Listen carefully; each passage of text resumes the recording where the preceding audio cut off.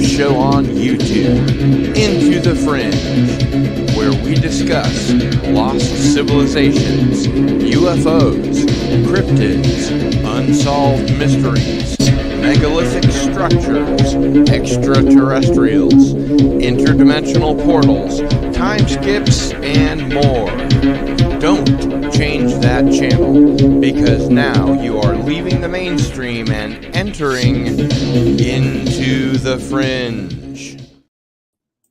Well, greetings, followers. It is I, Cardinal Sin, and welcome to an episode of Into the Fringe, which will be legendary, with Christopher O'Brien and David Perkins. And David Perkins, a graduate of Yale University, is known to many as Christopher O'Brien's research partner and mentor, as O'Brien often refers to him.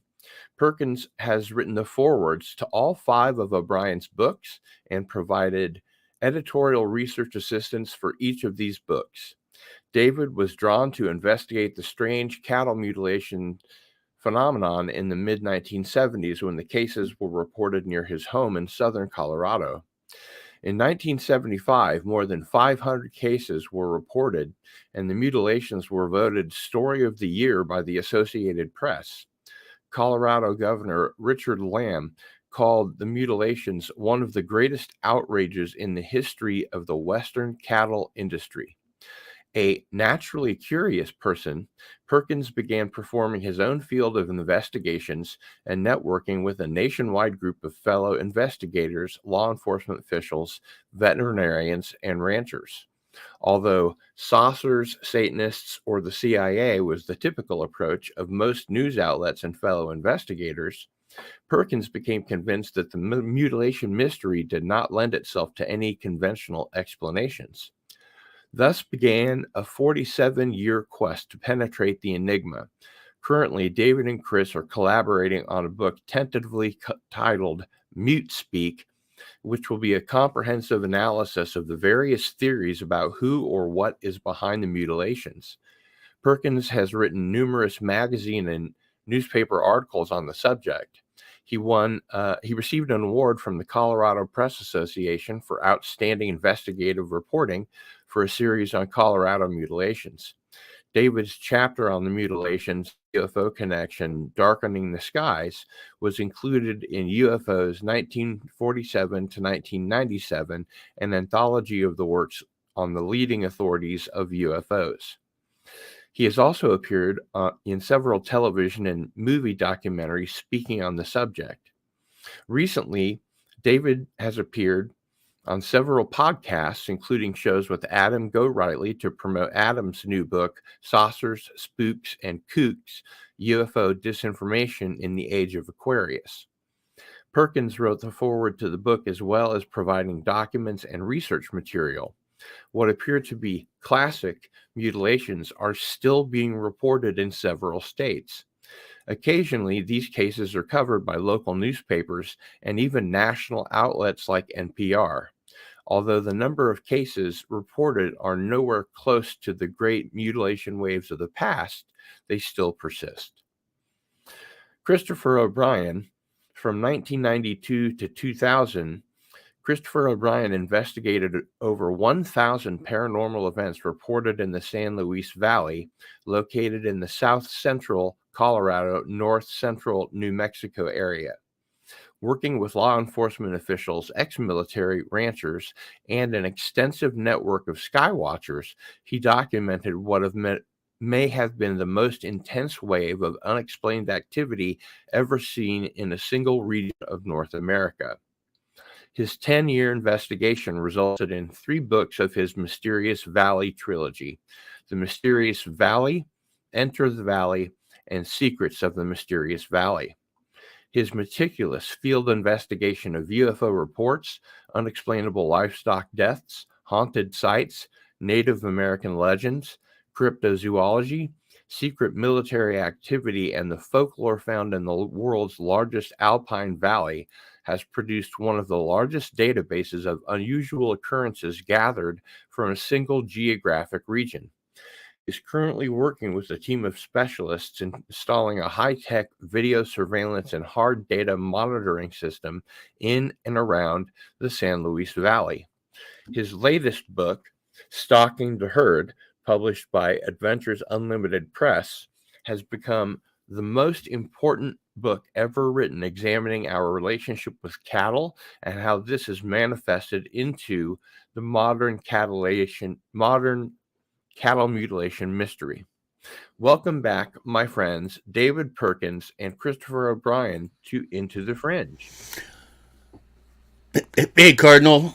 Just call me General Disturbance. I think that about sums it up. It's good. It's good to be back with you, Gil. We had a good time last time, so we're back for more. Great to see the both of you again, and I'm glad to have you here. And I just wanted to remind folks, while people are rolling in, that we are going to be giving away an autographed copy of Christopher's DVD, Secrets of the Mysterious Valley. You must be present in the chat to win. And let's go ahead and jump right in, because we've got a lot to cover here.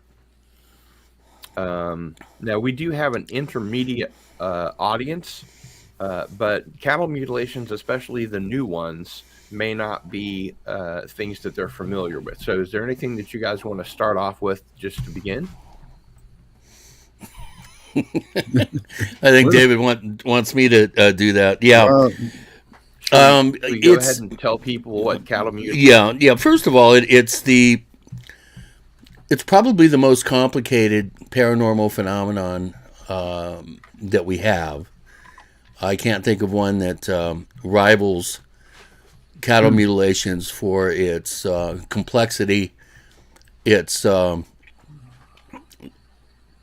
just a very complicated subject, and it's the only real blood-based so-called paranormal mystery that we have, other than vampirism and the religious affliction known as stigmata, which is the manifestation of faith, the wounds of Christ, that a number of saints and holy people, Christian saints down through the ages, have, they've claimed have manifested these wounds, the wounds in the hands, the feet, and sometimes the wounds from the crown of thorns, and the wound in the side from Longinus's lance when he was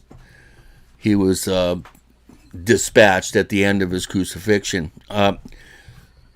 This makes it, I think, doubly compelling, because it's the only real mysterious paranormal type phenomenon that leaves behind thousands of pounds of physical evidence.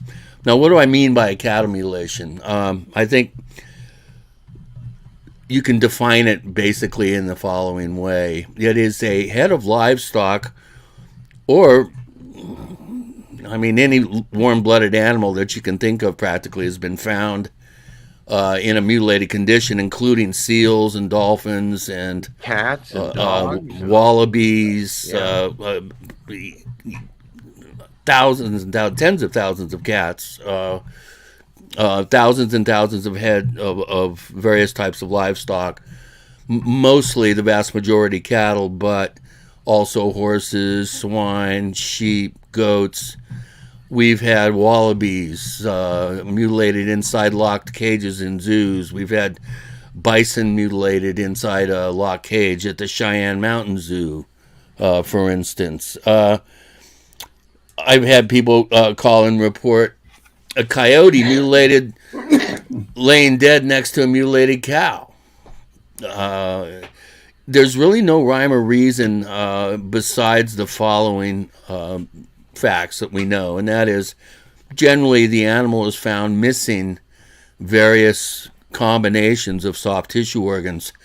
A classic mute, as David and I referred to the most commonly found example, would be an animal that's dead for no apparent reason, with no sign of a struggle, with no real obvious cause of death, laying on its side with the upper eye gone, the mandible flesh around the jaw has been peeled back or cut back in a very precise manner. Generally, if that is present, then you'll have the tongue gone, missing from deep within the throat, probably along with some lymph nodes. Sometimes an ear is taken, sometimes a patch of flesh off the animal's body. Oftentimes the genitalia or the reproductive organs in a cow have been taken with some precision, I might add. We're not talking about the ripping and tearing action of predators and scavengers. We're talking about wounds that are not bleeding, that don't leave blood behind on the ground, that look pristine, like somebody surgically did that to the animal, and it's quite frightening for a rancher to go out and find one of his head of livestock in this particular condition, and it does not conform to, generally to the type of deaths that they witness all the time. 2% of their cattle are going to die in a given year, and death is a very, prevalent thing on the prairie or on the ranch or the farm. It's a hard life out there for it is. Well, you're in Kansas, all you have to do is be downwind from one of those facilities, and it's a hard life for the rancher. Anyway, that's basically it in a nutshell. There's no tracks or crime scene evidence.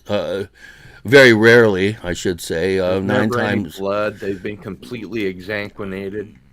Yeah, well, that's a bit of a misnomer. Is it? Yeah.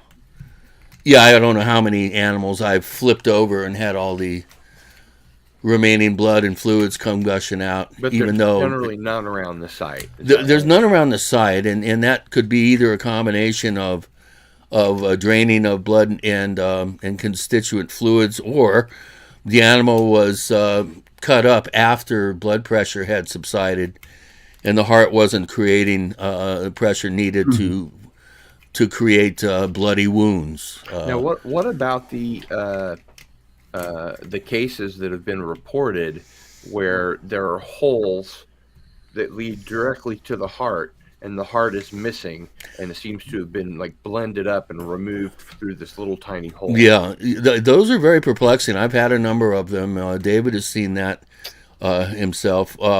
We've also had cases where brains have been taken out of the cranium with no break into the skull, and one case where the thin membrane around the brain, called the dura, was left perfectly intact and without any damage, which is literally impossible to do, even for a skilled surgeon. Right. To pull a brain out without affecting, damaging, or somehow affecting that very, very fragile dura, that sheath around the outside of the brain, between the brain and the skull. These are exceptions, exceptional cases. They don't happen very often, based on my experience. David has seen well over 100 of these cases, probably closer to 200. I've seen around that same amount, somewhere around 200. Out of those cases, I personally feel that 160 or so, 150 or 160 are equivocal. We really couldn't tell. Maybe it was mutilated, maybe not. It could be scavenger action. It looked a little bit Some of these cases seem to look amateurish. That whoever the surgeon was that did the experimentations and did the actual cuts maybe wasn't as proficient as some of the real scary cases that I've seen that are just undeniably high strange. So out of the 200 that I feel that I've been involved with in terms of going and seeing the animal or working closely with the rancher, 40 of them were I would have would have gone to Vegas and bet that they had been skillfully dispatched and subsequently disfigured. And then out of those 40, 8 to 10 kept me up at night. That were just too, head scratchers. Yeah. I wouldn't know how to describe the feeling that you get when you see one. We've had cases where animals are still warm and the rancher wants to load it up into his pickup truck to take it to the vet, and he pulls it apart because it's already so necrotic that the animal literally is pulled apart when he's trying to load it into his truck.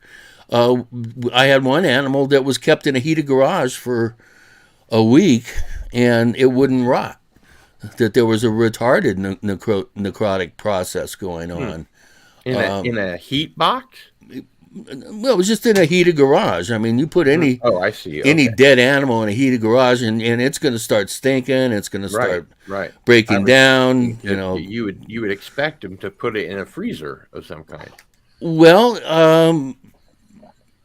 it was outside. It was first week of March at 7,000 feet. It was pristine conditions outside, and I suggested that I went back after 4 days, and it looked like I'd just seen it 4 days earlier, and I said, why don't you drag this thing inside so we don't tempt some scavengers and stuff? So he did. He drug it inside, and he was going to keep it in there and see how long it would take for it to actually start to go necrotic, and it never did.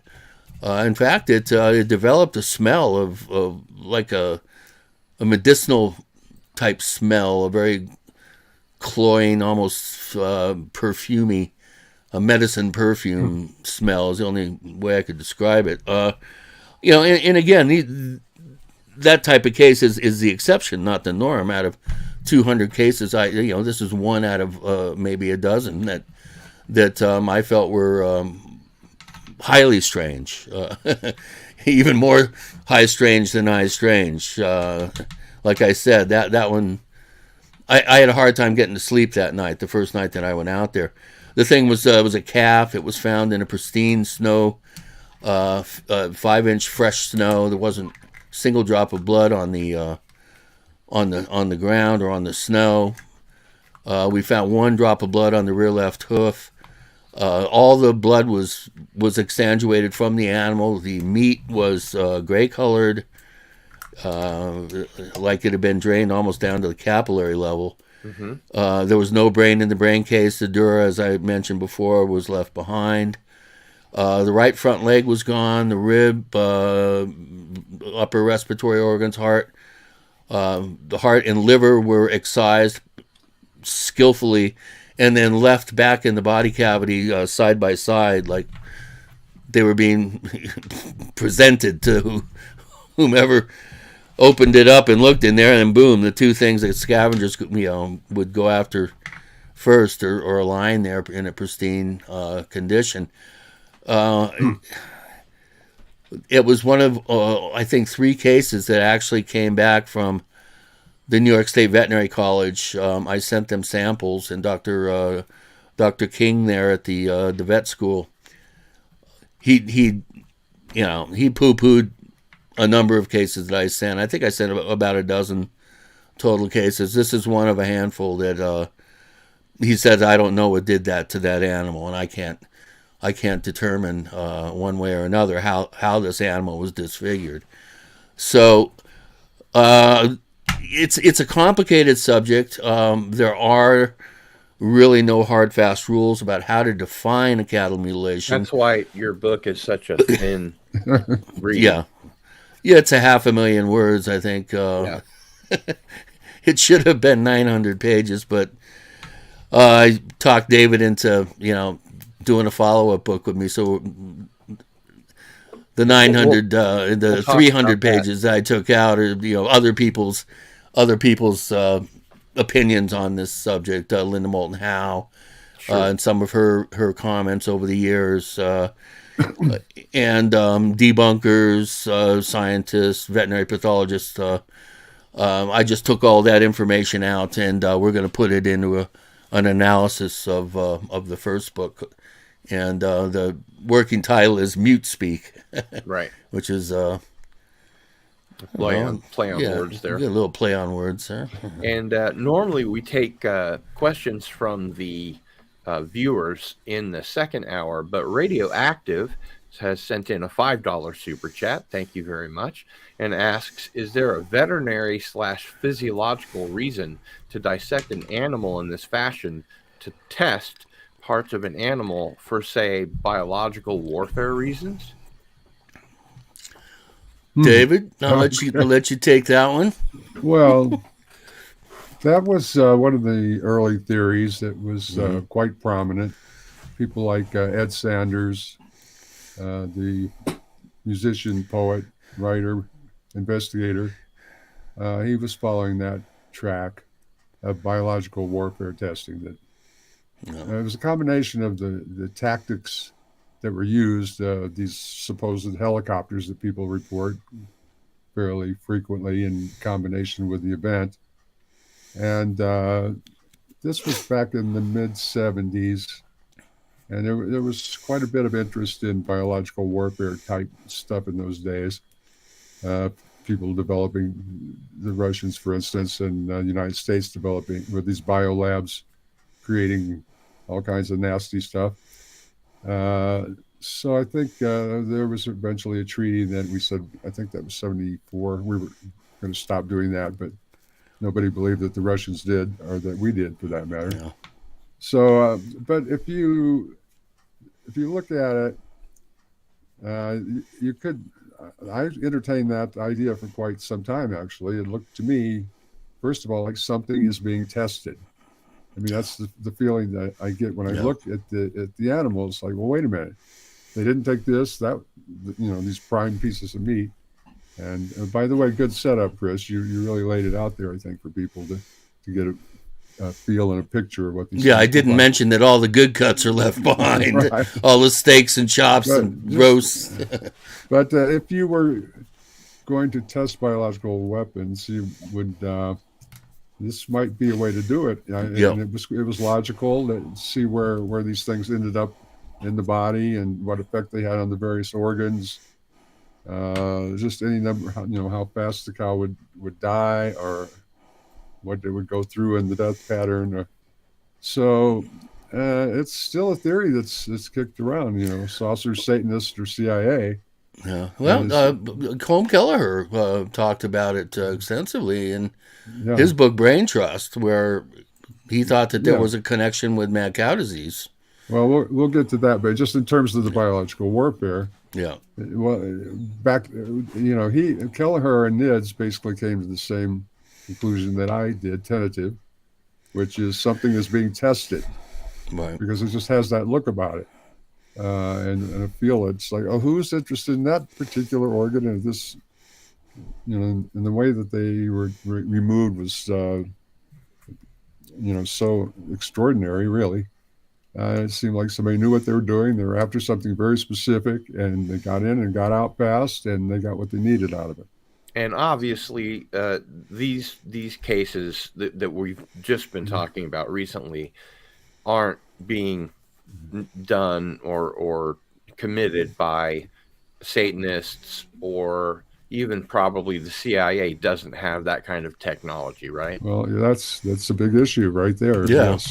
That's where we get stumped. Completely exsanguinating a huge cow. Yeah. This isn't kids going out cattle tipping. Right.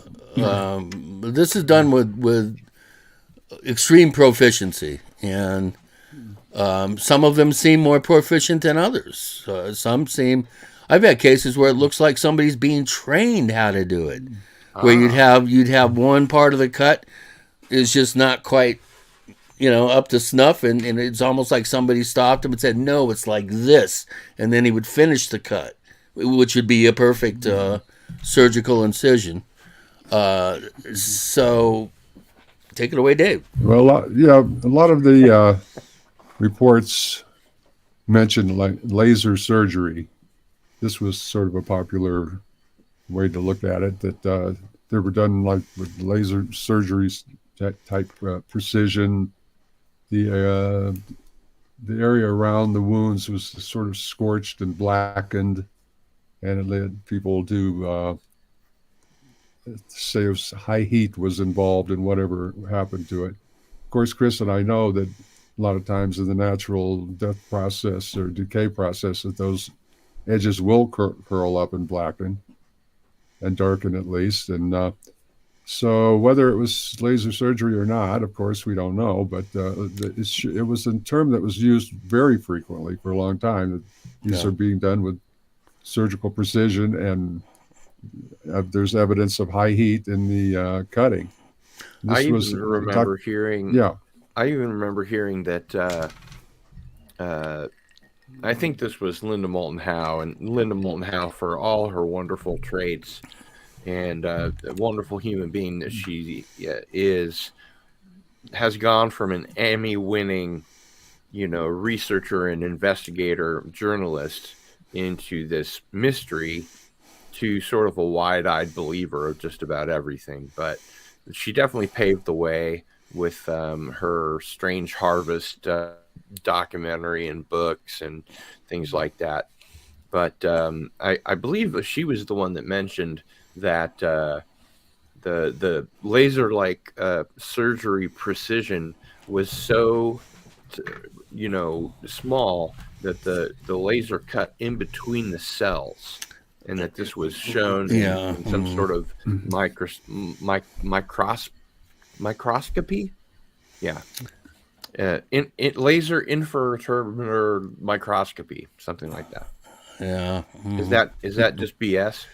No, I think you're getting her work confused with a woman that was a high school science teacher in the 70s, and put the one of the cut areas underneath a very, very high powered microscope, and found out that the animal had been cut in between the cell walls. The one thing that Linda can be cited for in this particular regard is finding Dr. John Altshuler, who was a hematologist practicing up in Denver, and who claimed he was the mystery pathologist that did the autopsy or the necropsy on Snippy the horse all the way back in early September 1967. Down in the San Luis Valley, where I was running around, poking around, just over the hill from David. And I did have a number of my cases tested by Altshuler, and out of the 6 or 7, I think, that I sent to him, 2 of them came back as having evidence of high heat. Now, the way he would determine if high heat was involved or not was he would determine if the hemoglobin along the cut had been cooked and been heated up by some sort of heat source, like a lasing instrument, or less likely some sort of particle beam cutting device.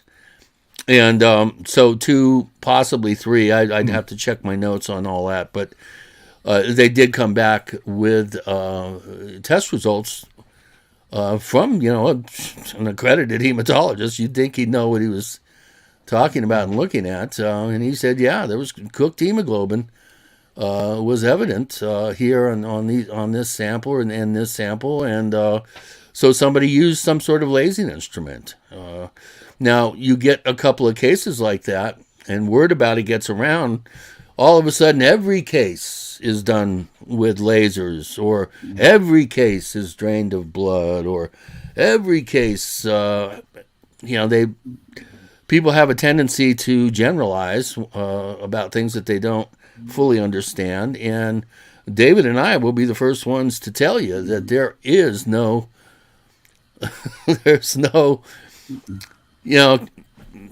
perfectly, perfectly typical case. A bunch of them come close to having sort of commonalities, such as I described initially in my explanation and definition of what a mutilation is, but they all have their own unique character, and you're going to have differences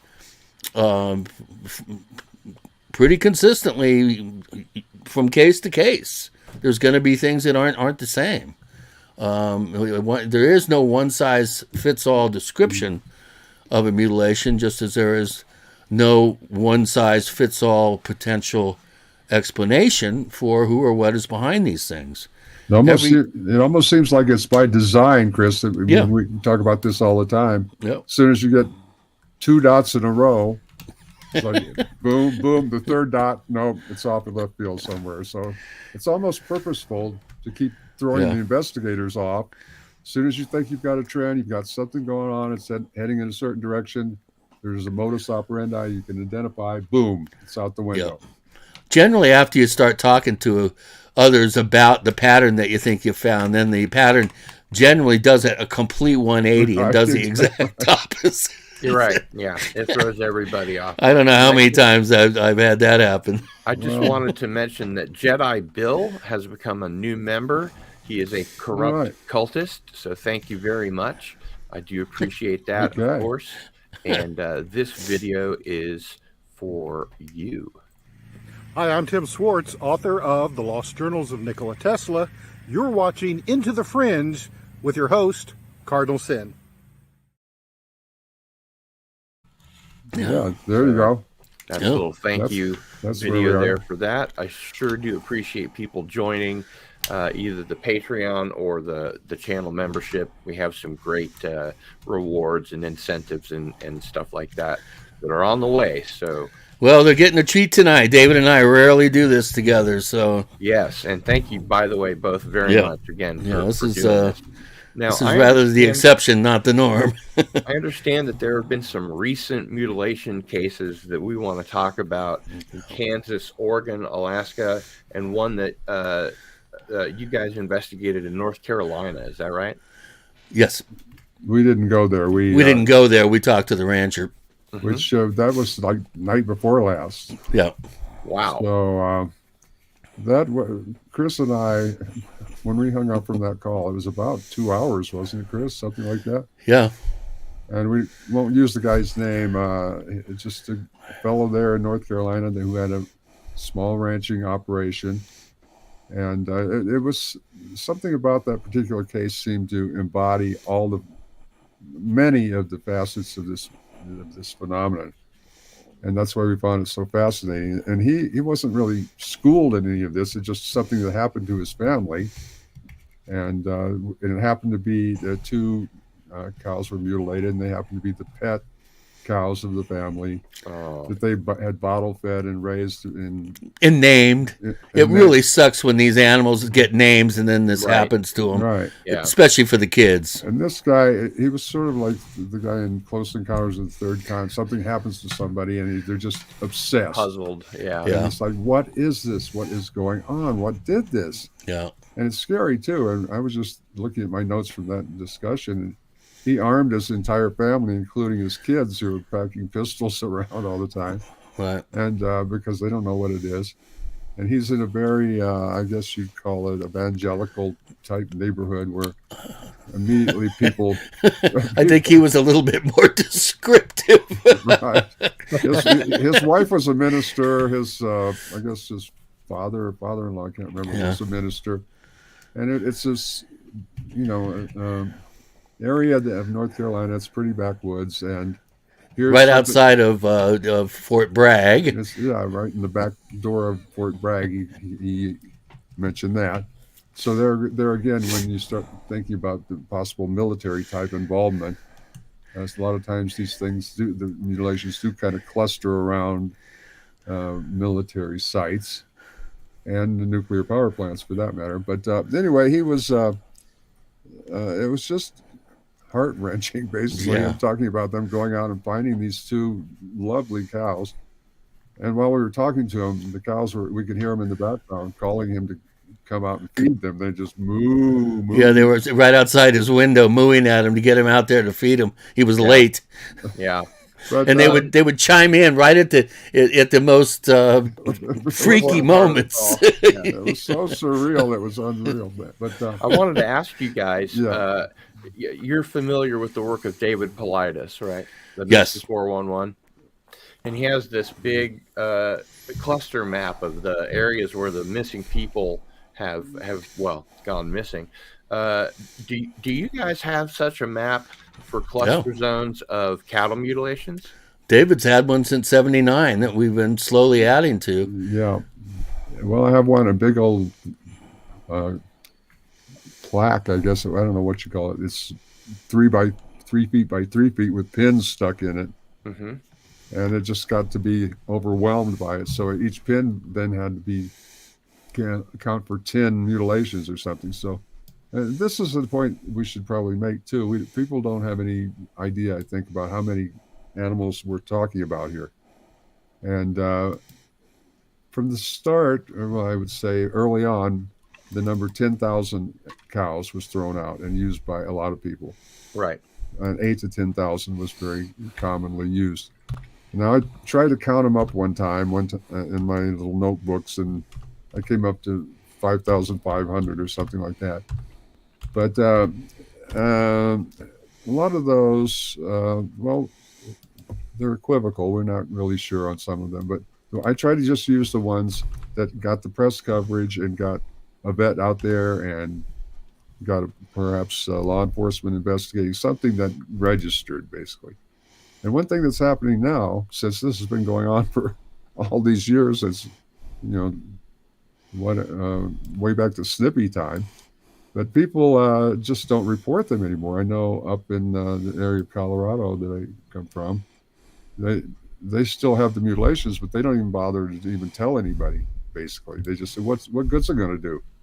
And there's a certain stigma that goes with it, which is what I was angling toward in these communities. Because the Satanist theory kind of crept into it in North Carolina, and people are saying, well, it's got to be the work of the devil. What else could this be? So it's like, and he's sort of ostracized. That was during the satanic panic. Well, right? this goes way back. It was one of the earliest theories attached to the mutilations. And here it is still to this day. I know some Satanists, and trust me, the last thing they want to do is leave the house and go out into the field and deal with some. Well, yeah, I mean, there's so many reasons that that's not the most significant source of the mutilations, but it's definitely part of the story, though, and it's part of the dampening effect, I call it, on people even discussing it in these small communities. And I think it's much more prevalent than we really realize when you just kind of out of the blue, somebody will pop up and, okay, we just had 2 of our cows mutilated. And we told the police, well, let's see, who did he go to first? He went to the deputy sheriff, and the deputy sheriff just looked at him like, he said, like I had a purple head. I thought I was crazy. Right. And then he went to the animal control officer and said, don't mess with this. It's Satanist, and we don't want to publicize it because it encourages copycats and other Satanists. You don't want to get too deep. Right. So everybody kind of just told him, just go away and bury it and forget it. Okay. So Tiger Stripes has a question. Why can't this be scavenger action? Whoa, okay. Wolves or wild dogs? I think a lot of it is. Yeah, Chris just went over that. It's like we've seen many of them that were obvious scavenger action, but the ones that aren't, like we're saying, that there's this other pattern of what looks to be very precise cutting, and that's the way it's described, and we've seen it that way ourselves with our own eyes, and it's just, in my case, when I was learning about this, if I saw a dead animal in a field, I would go out there and look at it, just to see what could. It was be apparent to me that it wasn't a mutilation, that it was a predator kill, And I started getting, okay, this is what they do. If a predator finds a carcass down, they'll go for the rear end, start taking that out, and maybe a little here, a little there, but not in the fashion that we're discussing. This is very precise and very Scavengers specific. can't core out the anus. Well, they could. Sure, they can. Oh man, I tell you, you magpies or ravens. Yeah, the birds are really good at coring out the rear ends. Like a perfect circle. Perfect circle. Yeah. You could have taken a compass, a compass, and it's quite amazing actually how precise some of these rear end. Yeah, I've seen. They tend to be smaller than the real mutilations, which tend to be bigger. Right. And they tend to go way deep into the body, 18 inches or more, and it's like they take the whole reproductive system out. Whereas the birds will just carve out the rear end and not go in that far, only go in maybe 6-8 inches as far as they can. And then we get these other ones which are puzzling, but they're basically just skin deep, and they're like perfect circles, say, on a cow's belly. Right. And it's just like, what scavenger would go to all that trouble to cut this circle of hide out of it? Hide, rough, hard hide, not the meat. Mm-hmm. And that doesn't seem and leave all these great cuts. Yeah, it's like, and the same goes for the so-called mandible cuts on the face, on the jaw, which is a very common characteristic. And you're not really getting any great meat right there. If you were a scavenger coming up to that, there is no meat. Yeah, right. You're just right a little bit of cheek muscle. Yeah, but these very definitive half circles on the mandible of these animals, and it's not the meat that's being tucked away. It's just, and it's taken right down to the bone. And we can describe some of those cases that we've come across lately. Yeah. Where it looks like it's been boiled. The vet that looked at it said the only way you could get it that close to the bone, get it white, would be to boil it off. Boil it in a lye solution, according to Altshuler. Right. Wow. He said that's the only way he could duplicate it. Yeah.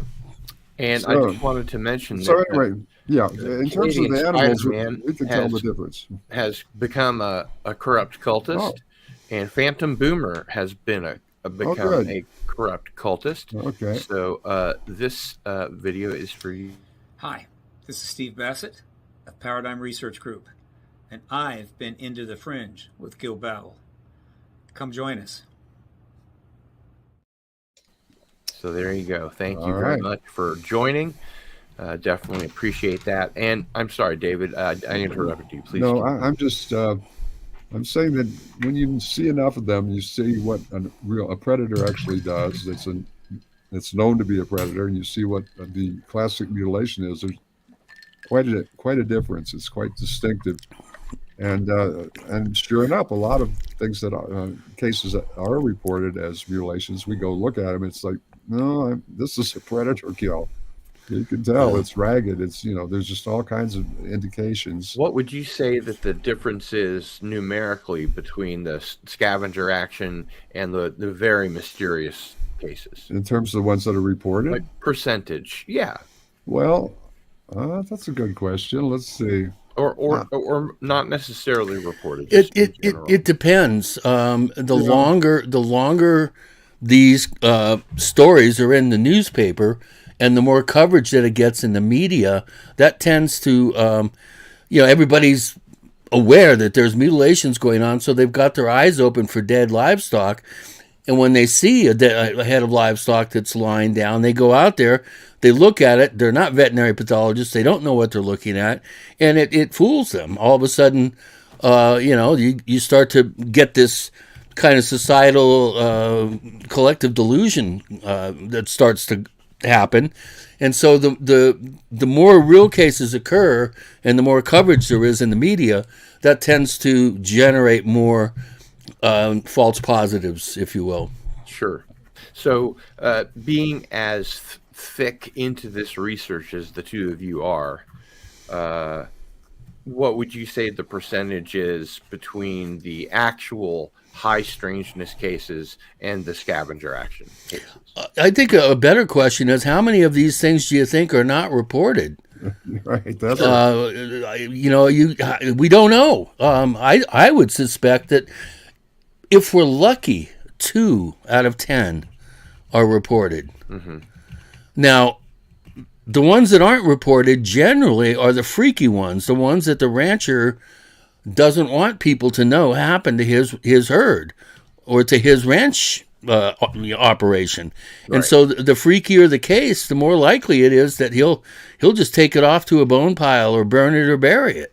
So correct me if I'm wrong. I ask is we're getting a lot of questions in the chat as to, well, this is all just scavenger action. So well, I'm trying to pull the thread out of you guys to find out. Well, that's been the most common explanation for this. Yeah. From the very beginning. And a lot of them are. I'll be the first one to admit that, but not. We've seen that. All it takes is a bunch that aren't. But the ones that you're covering aren't those cases. No. It's the easiest way to sweep the subject under the rug is to say it's a mass delusion. Yeah. But I can't think of any similar mass delusion that's gone for 50-some years. And anything that's a mass hallucination or a mass delusion deserves research in and of itself. We talk about that all the time. Where are all the PhD papers about this mass delusion? Because this is a pretty big one. And it's been the go-to explanation. It goes all the way back to the Rommel report. Yeah. The so-called Rommel report, the ex-FBI agent who put together a crack team and studied it with federal money for a year.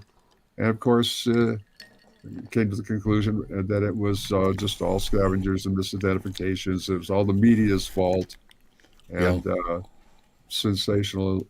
I'm still trying to pull a percentage out of you. Oh well. I'm saying that most ranchers could discern the difference between a predator cut and a mutilation, and they don't bother to even mention a predator kill. Yeah. And a few people do, as Chris is saying, get kind of swept up in it and go out and look at it. It's like, well, God, maybe that's one of these mutilations. And then they'll call somebody in and we'll look at it. Others will look at it. No, it's actually not. So it kind of is a hard percentage to come down on. But I think most people that actually do call in the authorities, they're probably dealing with a real mutilation. A real mutilation, yeah. If they bother to call in, yeah.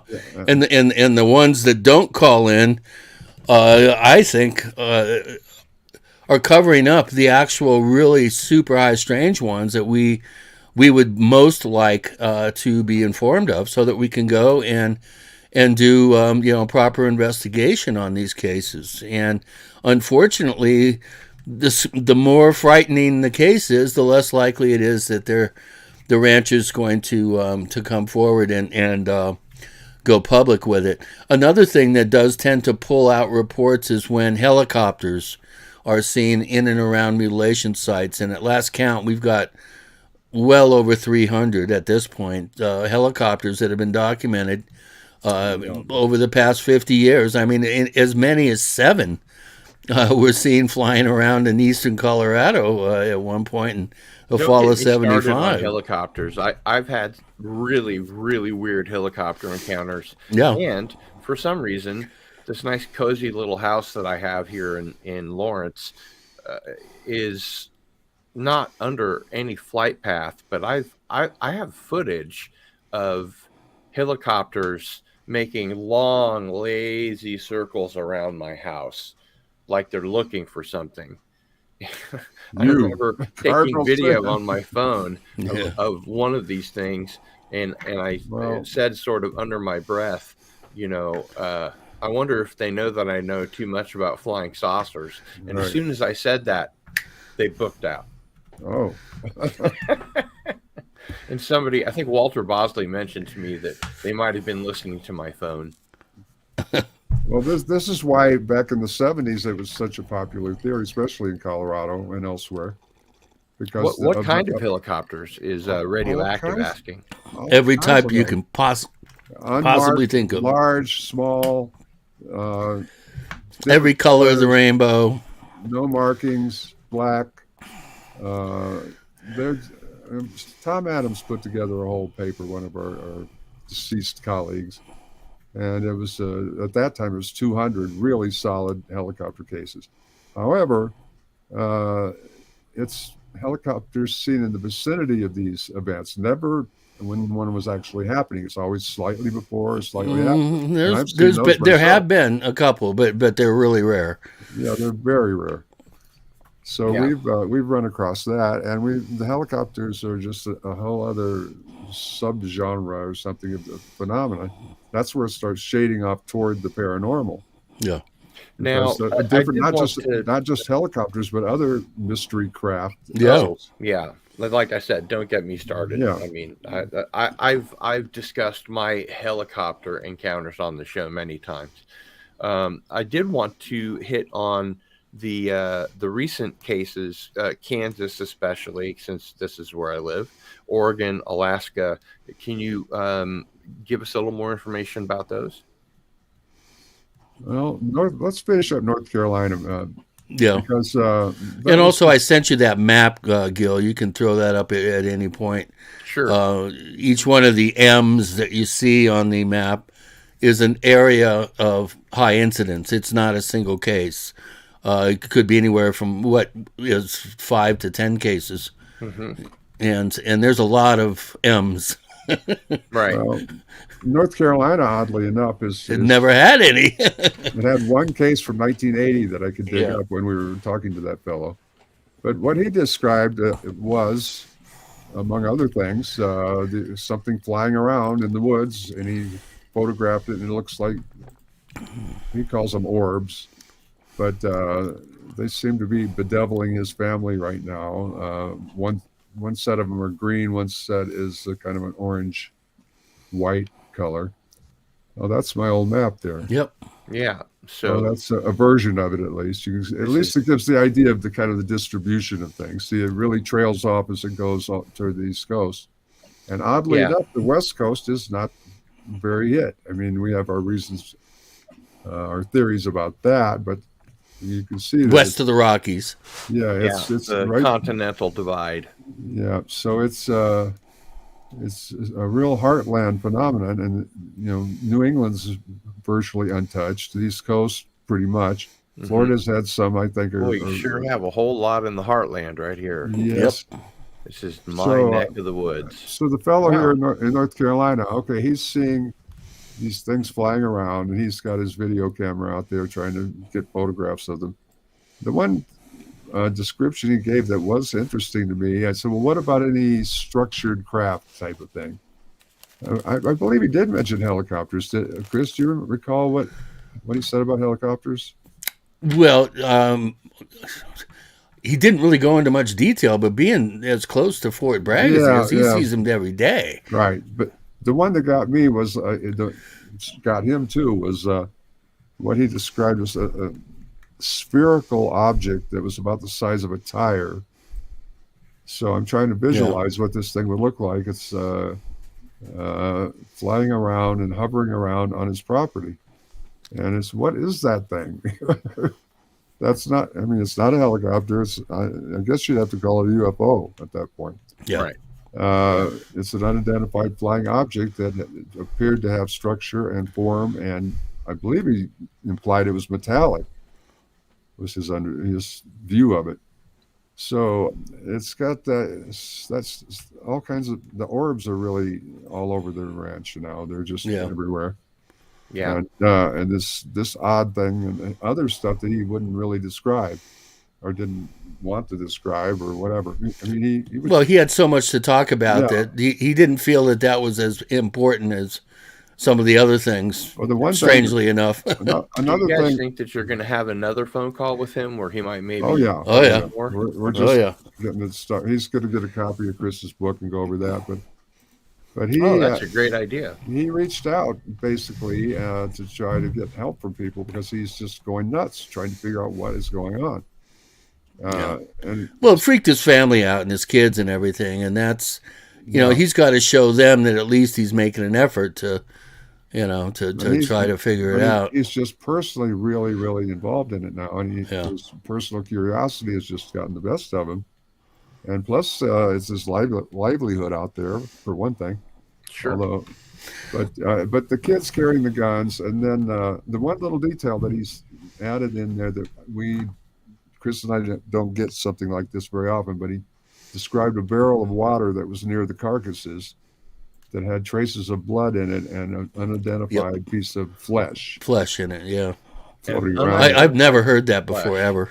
Yeah, actually. So maybe I was kind of envisioning whoever or whatever took the organs, went over there and kind of rinsed them off, and a little piece of flesh came off, and the blood was still in the water. Mm-hmm. So it's like, well, I don't think that was a coyote that did that. How about the South American case with the 60,000 gallon stock tank, right, drained overnight, and 19 mutilation cows inside the drained stock tank? Wow. And there's no way they could have gotten in there. Oh, so this is a closed stock tank. Well, apparently open. No, it was open. Uh-huh. Yeah. But it's high enough where they can't get in. Cows don't high jump.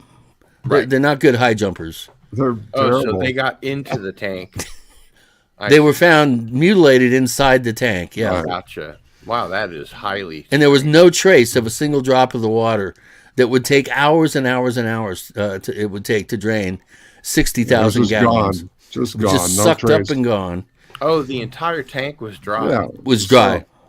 And then the mutes were inside the tank. Yeah. Yes. Wow. So this is what we deal with. This is why this is so perplexing. That very kind of thing. It's like, where do you put that? Is that just insane? How about the 9 hypnotized bulls that were found stacked like firewood inside a horse trailer? In Skinwalker Ranch? Yeah. The hottest- I heard that from the rancher's mouth, and he was embarrassed to even tell me. He says, "Well, I don't know. I think I gotta tell you about this, but you're gonna think I'm crazy, but this really happened." Well, there's so many stories like that we run across, and both of us are very interested in the trickster phenomenon. Basically, is over time in various mythologies and whatnot. And this whole phenomenon of the mutilations has a lot of trickster characteristics that we run up against all the time. And it's like something's playing with us here, something's tricking us. And for what reason? If you go around the world and look at some of the ancient traditions of the trickster, there's quite a number of them that have the detail of the trickster taking the genitalia and reproductive organs of the livestock. Yeah. So, I mean, David pointed that out to me, and I remember thinking, wait a minute, you're kidding me. And sure enough, I start to look into it, and God, my favorite though is the Dila, the Filipino trickster that has this long tongue, and it likes to sneak up underneath the bamboo slat floorboards of the the jungle cabins in the marshes and stuff where the women are sitting on the floor cooking or doing something, and the Dila come and start licking from down below, and that's well, that was one of the first trickster. Dennis Stillings turned me onto the trickster business way back in the mid-'70s, and it really took off. And with George Hansen's book, Trickster and the Paranormal, is a really interesting book to read if you're into this kind of stuff. Mm-hmm. So the trickster is something that we deal with, and whatever it is, it's a force field, it's a personification of something or other, or a human archetype that personifies occasionally. I mean, this is where we start getting into, some real, where it starts shading off toward the paranormal. And and away from government biowarfare testing. But it's all wrapped up in one ball, so it's hard to, pick it apart. Yeah. It all seems to be connected on some level. So one question that I wanted to ask you was regarding mystery drones and the Chinese balloon. Is there a connection to the mutilations or UFOs? Okay, there you go. I'll let you jump on that one. Okay, we would go back in this case to Malmstrom Air Force Base in Montana, 1975. It was during the peak of the mutilations, and it was also the time of the UFO overflights of our northern tier SAC bases, nuclear bases, which was very well documented and still a mystery as far as I'm concerned. So we have Malmstrom up there in the Mutilation Central, and it's been a couple of, well, there's been a book, Mystery Stalks the Prairie, which I think anybody should read. Yeah. Everybody should read about this. Excellent. Because that also lays out all of the variables in this business. It's all happening in one place at one time. We've got overflights of the missile silos and the facilities. We've got supposedly the missiles sites being tampered with in such a way that they couldn't fire or change their coordinates and that kind of stuff. That's neither here nor there, but that's part of the mythology, at least. I think it probably is true. So we've got the mutilations, and we got all kinds of other stuff, like even Bigfoot and cult sites, satanic cult sites. We've got all of that balled up into one mess, basically, surrounding Malmstrom. So over the years, it has seemed like the mutilations have been clustered around military sites and especially nuclear sites. So then along comes 2019, and we have this mystery drone attack starts happening in that. Well, it actually started down in Logan County at that in 2019, which was the heart of the mutilations. It's also the missile bases that Warren Air Force Base supervises. Right. So there's a pattern there. Okay, so something was flying around up in Malmstrom in 75. And then back all the way to 2019, we've got the mystery drone phenomena centered right on that Logan County, which had 90 mutilations just the summer of 75. And it's just sprinkled all through that tri-state area there, all these missile bases. And these, but oddly enough, when I really tracked this down and found out where the missile bases were and where the drones were, the drones never actually entered the airspace of those missile sites, which is really almost, I don't see how they could do what they were doing and not get into one of their airspaces, but I could not find a single one. And that's not the case in 75. No, they were right over and boom. Yeah, the UFOs were within the restricted airspace. Yeah. Routinely. So the other thing I'm coming across is now it's just stuff I've been printing out today and finding on the internet about the balloons. That this has been going on for a long time, like lots and lots of balloons, not just 2 or 3, but just and over something like 40 countries, and it's like, wait a minute, did I miss something here? But with this last balloon incident, there they were, right over cruising slow, that big balloon right over those 2 major sites of the missile bases, both Malmstrom and Warren, and so that's where the modern drone scenarios came from that area, and then the other one I came across.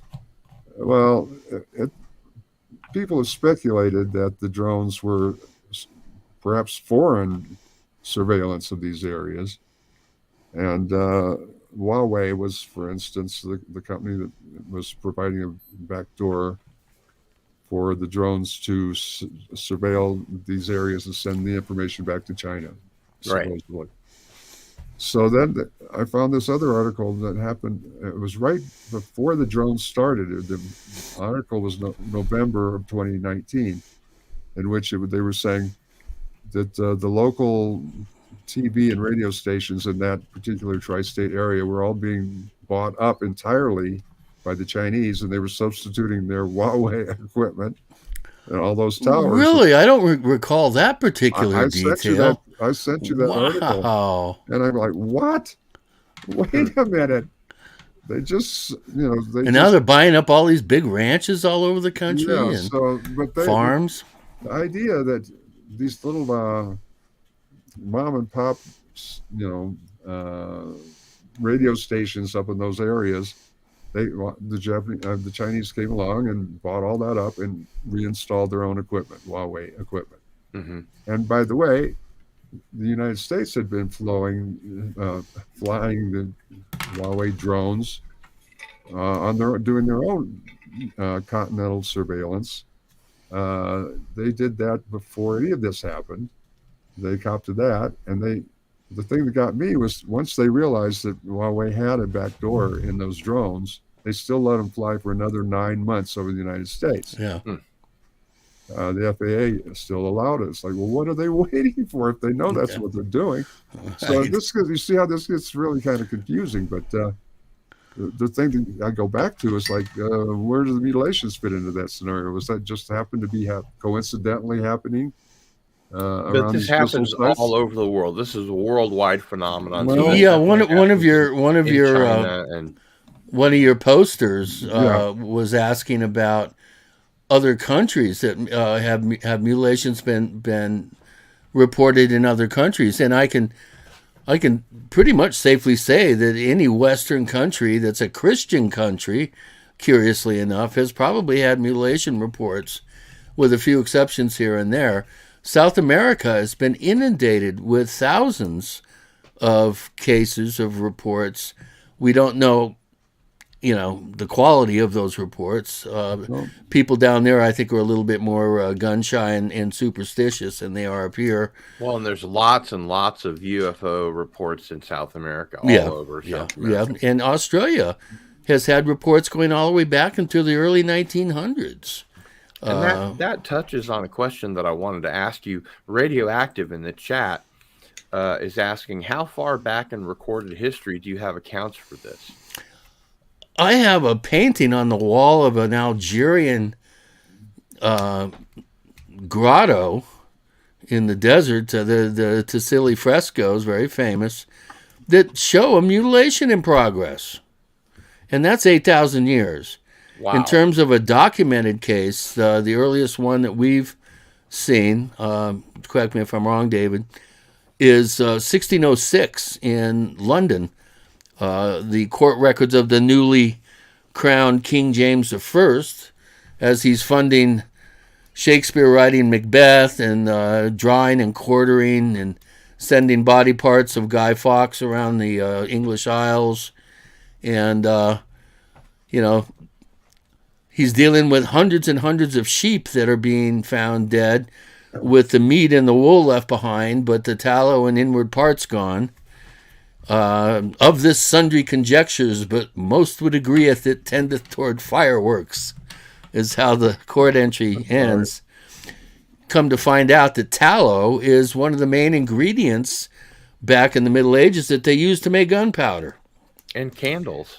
And candles, yeah, of course. Well, they've been using tallow for thousands of years. So 1606, it said that there was, in one case, 100, in other cases, not as many, but, it made it sound like there were dozens and dozens of these things going on almost nightly in and around the shires of London. Now, because we're in the second hour, we're going to go into a kind of rapid fire mode because we have a lot of questions and we are running out of time. We're always running out of time, but we're running out of time on the show. So is there a connection between the recent horse slashings in Europe and classic U.S. mutilations? Oh, let me go with this for a minute. I got into the horse slashing as soon as I heard this wave that started, I guess it was a couple years ago in France. I dug up some other stuff today that indicated that it was much more prevalent around Europe. They were talking about thousands of cases. Yeah, England's had a whole bunch. But the ones that got the big publicity were generally in France and Belgium. And it was kind of a case study. And they call them slashings, but I started going back and looking at the news reports again, and they were talking about surgical type cuts on occasion and specific organs being taken. And reproductive organs targeted. Yeah, but it's not. Sounds familiar. One case of this guy that walked out one night and saw two guys with a dagger trying to kill his cow or horse, I guess, and he wrestled with them and chased them off. That's the only encounter. But the term with anybody, a human at least.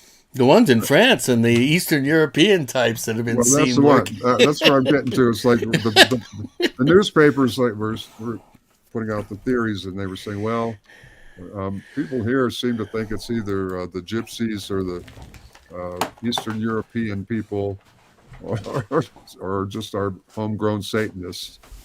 So Right. it's like, well, okay. Well, sure. But then they whittled the numbers down as they did in the United States. They started off with like 90. There have been 90 of them, in France alone. And then the next thing, the police say, well, we've kind of looked at this closer, and it's actually like 30. And then about a month or two later, well, it's actually like 9. It's like, wait a minute. Make up your mind. So they did the same thing with the mutilations in Colorado. They started at 550 and they ended up with like 2 or something at the Colorado State University. Mm-hmm. Well, these 2 we still can't determine, but wait a minute, you started with 550 cases. So something's not adding up there. And the thing about submitting these things to the authorities, they can't win. It's a lose-lose for them. Sure. So, their authority is being threatened. They're not doing their job in protecting people's property. And that's why they're being paid. So they know they can't solve it. They can't bring in the perpetrators. And the vets, it just makes a real mess out of their businesses. If they even, I mean, I've had a vet look at a straight out mutilation and just be flabbergasted. And I went back to him recently and I said, I'd like to get your personal opinion about that mutilation you looked at. He said, I don't know what you're talking about. I said, what do you mean? Oh, wow. You ran all the way up to my house. You were totally out of breath. You couldn't believe what you had just seen, which happened to be a very strange mutilation of an embryo that was mutilated in utero, right? Yeah. And he couldn't figure out how anything could have gotten into the amniotic sac. Now, repeat that for some of our doubting Thomases. The calf inside the mother's womb, the unborn calf, was mutilated, and that's not the only case that we've had like that. I had a case over on the other side of the hill, and the cow belonged to a veterinarian. Right. So that's what I'm saying. But two veterinarians, right? This vet that was so excited because I'd called him up and said, if you ever see one, will you go out and look at it and tell me what you think? He went, yeah, whatever. So sure enough, he gets a call and goes out over there on Pass Creek, and he's just cannot believe it when he started taking it apart. And then that's when he came running up to my house, red-faced and out of breath. Mm-hmm. And I don't think he forgets something like that. And when I called him, he said, I'm the president of the bank now, and that never happened. You must be mistaken. It's like, what? No. Weird. Yeah, tell that to my copious, very professional notes that I take. Right. But what am I going to do? I mean, if you're, a prominent person in the community and dabbling in this stuff, it's just instant degrades your social standing. Your status just goes right down. That's what the trickster does. And I just wanted to interrupt so I could mention that Anti-Derivative Jill has put the URL into the chat. So if you would like to win an autographed copy of Chris's DVD, Secrets of the Mysterious Valley, please head to that URL to enter the giveaway. We'll put your name on the spinner wheel, and at the end of the show, we will have a lucky winner. So Cardinal Gil and antiderivative Jill. Yes. Now, Yeah. do you guys like climb hills with buckets of water? Maybe sometimes. No, that's Jack. Oh, your brother. Yeah. Okay, there you go. Well, you see what a playground this is, basically. Yeah, the And, Disneyland of the gods, right? Yeah. But that's I think why mindfuck is a better, more accurate term. Yeah. it just is. And Yeah. once you figure it out to the degree that Chris and I have, it's sort of like you roll with the punches. It's like, okay, Yeah. what's it going to be now? Unfortunately, a lot of people that get into this realm of research and thinking, they either burn out and fade away, or they die, or they kill themselves. There is a super high attrition rate amongst this small little cadre of individuals that have, had the wherewithal to actually dig into this. David and I mean, we really think that this is a crucial topic when you're dealing with human consciousness, when you're dealing with the collective unconscious, when you're dealing with, as we briefly touched on, the trickster phenomenon, and the fact that this is, like I said at the top of the show, this is our only blood-based so-called paranormal phenomenon. It's Right. It's the only phenomenon that leaves behind thousands of pounds of physical evidence, and it has a way of really doing a number on your psyche. Right. And there have been, I don't think we want to really get into all the people that we know that aren't with us anymore, who were deeply involved in this type of work. And Do you see a nefarious connection between that? I don't know. I wouldn't. I don't see anything. Other than the person's own twitchiness and inability to keep things compartmentalized in a healthy emotional way. No, I don't see Men in Black or operatives and stuff. But I could be wrong. I mean, the whole Dane Edwards thing was this newspaper reporter that got involved in. Right at the height of this in '75, in where was it, Brush, Colorado, or someplace out there. Brush Banner. Yeah, the Brush Banner. He pretty much just disappeared. I mean, he left his life, and I don't think. Yeah, Disappeared off the face of the earth, right? Basically, yeah. And then we've had other people that that have blown their brains out after killing their dog and lighting their house on fire. So these people don't fit into David Pilata's missing 411 criteria. No, they don't. Well, Yeah. it takes a certain mentality to get into this, but my thing has always been it's the potential that I see with this. It's my little mantra is, okay, cattle mutilations are the key to understanding the paranormal. And the paranormal is the key to understanding consciousness. And consciousness is the key to understanding all of it.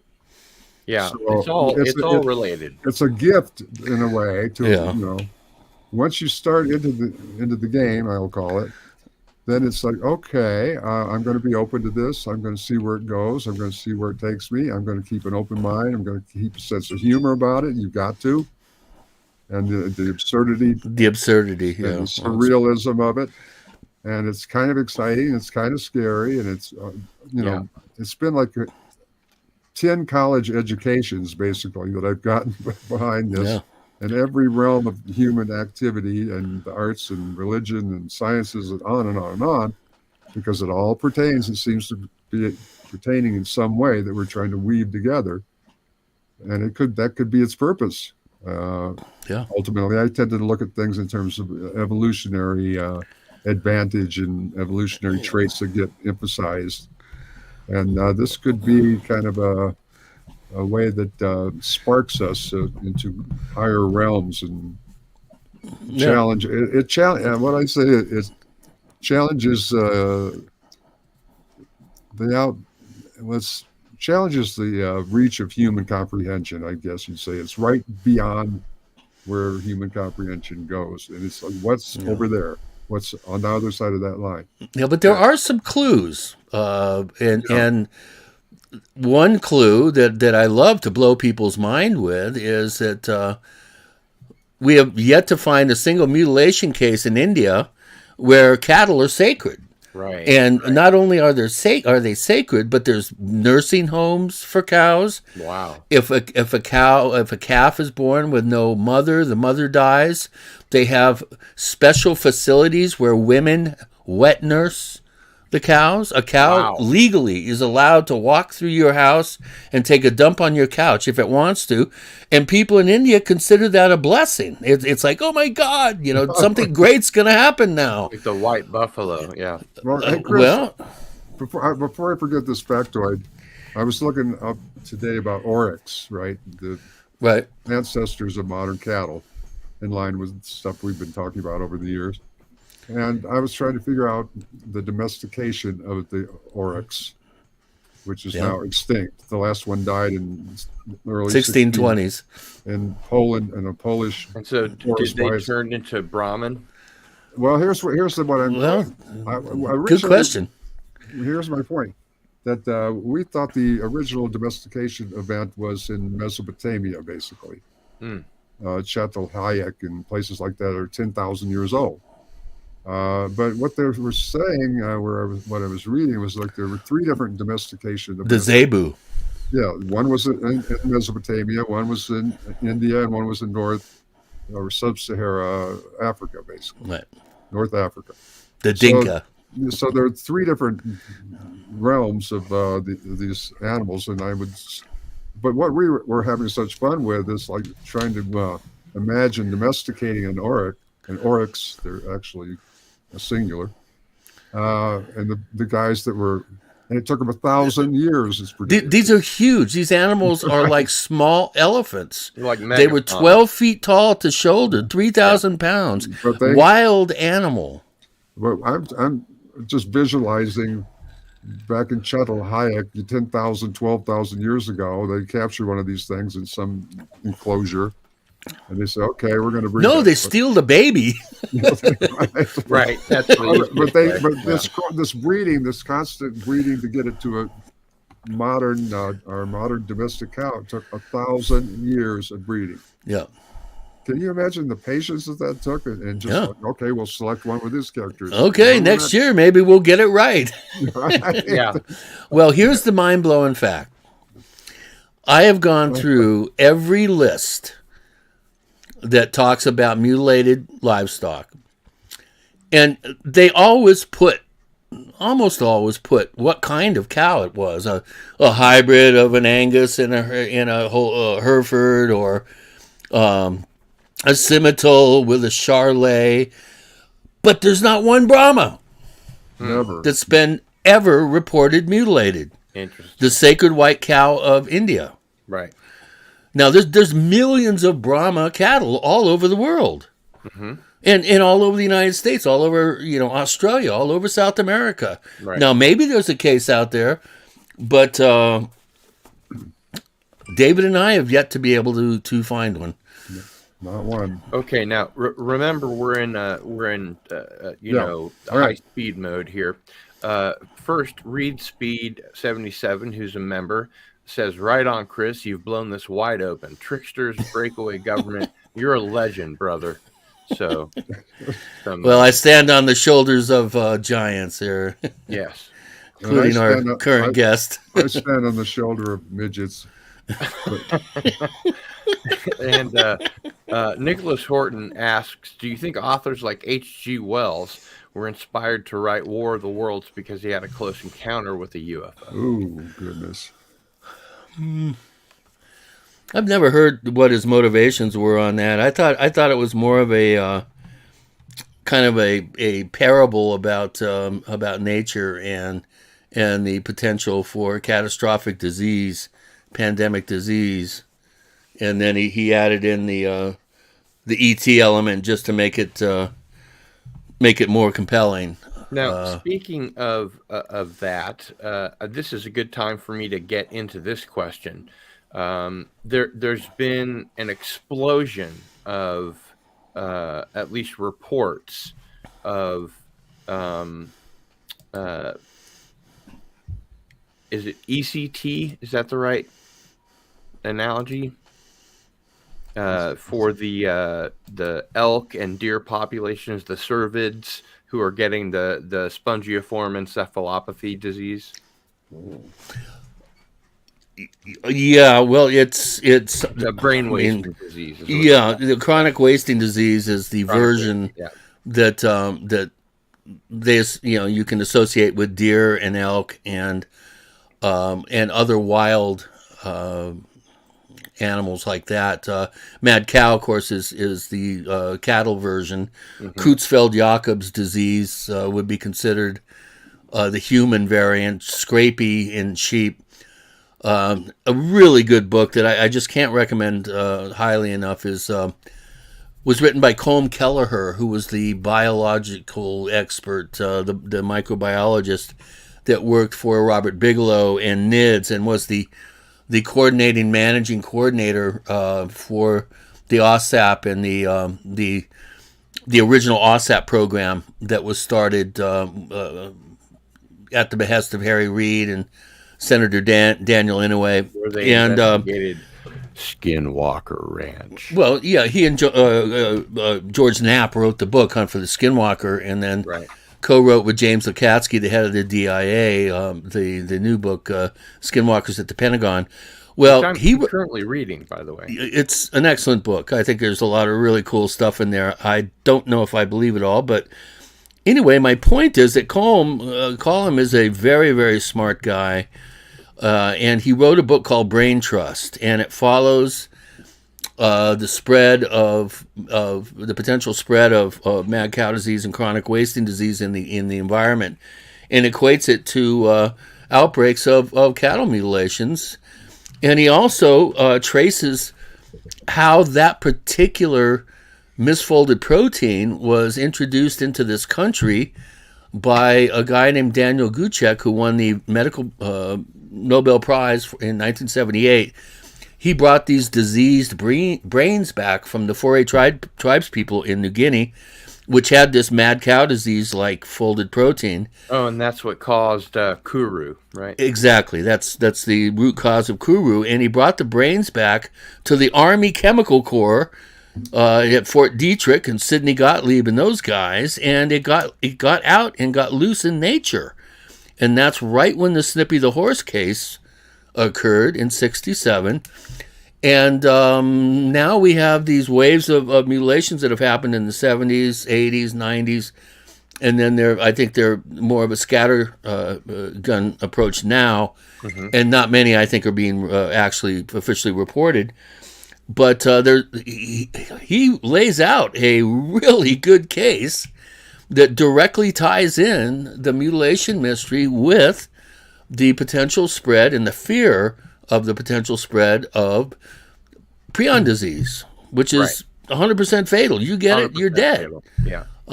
Some genetic types die within 8 months. Other genetic types die within 8 years, and others it could take up to 40 years to manifest with full-blown symptoms. So even though I was a vegetarian in 1985, and you could still die from it. I could still die from it. Yes. It's like full-blown AIDS versus HIV. Right. And actually, everybody has misfolded proteins in them. Oh, really? Yeah. It's just that they're dormant. They don't kick off and start misfolding other proteins. Oh, I see. So it's sort of like cancer in that regard? No. It's 1,000 times smaller than the next smallest living life form, which is a virus. And it really doesn't conform to the definition of life, because what is life? Life is something that can cause other life or procreate, and you can kill it. You can't kill prions.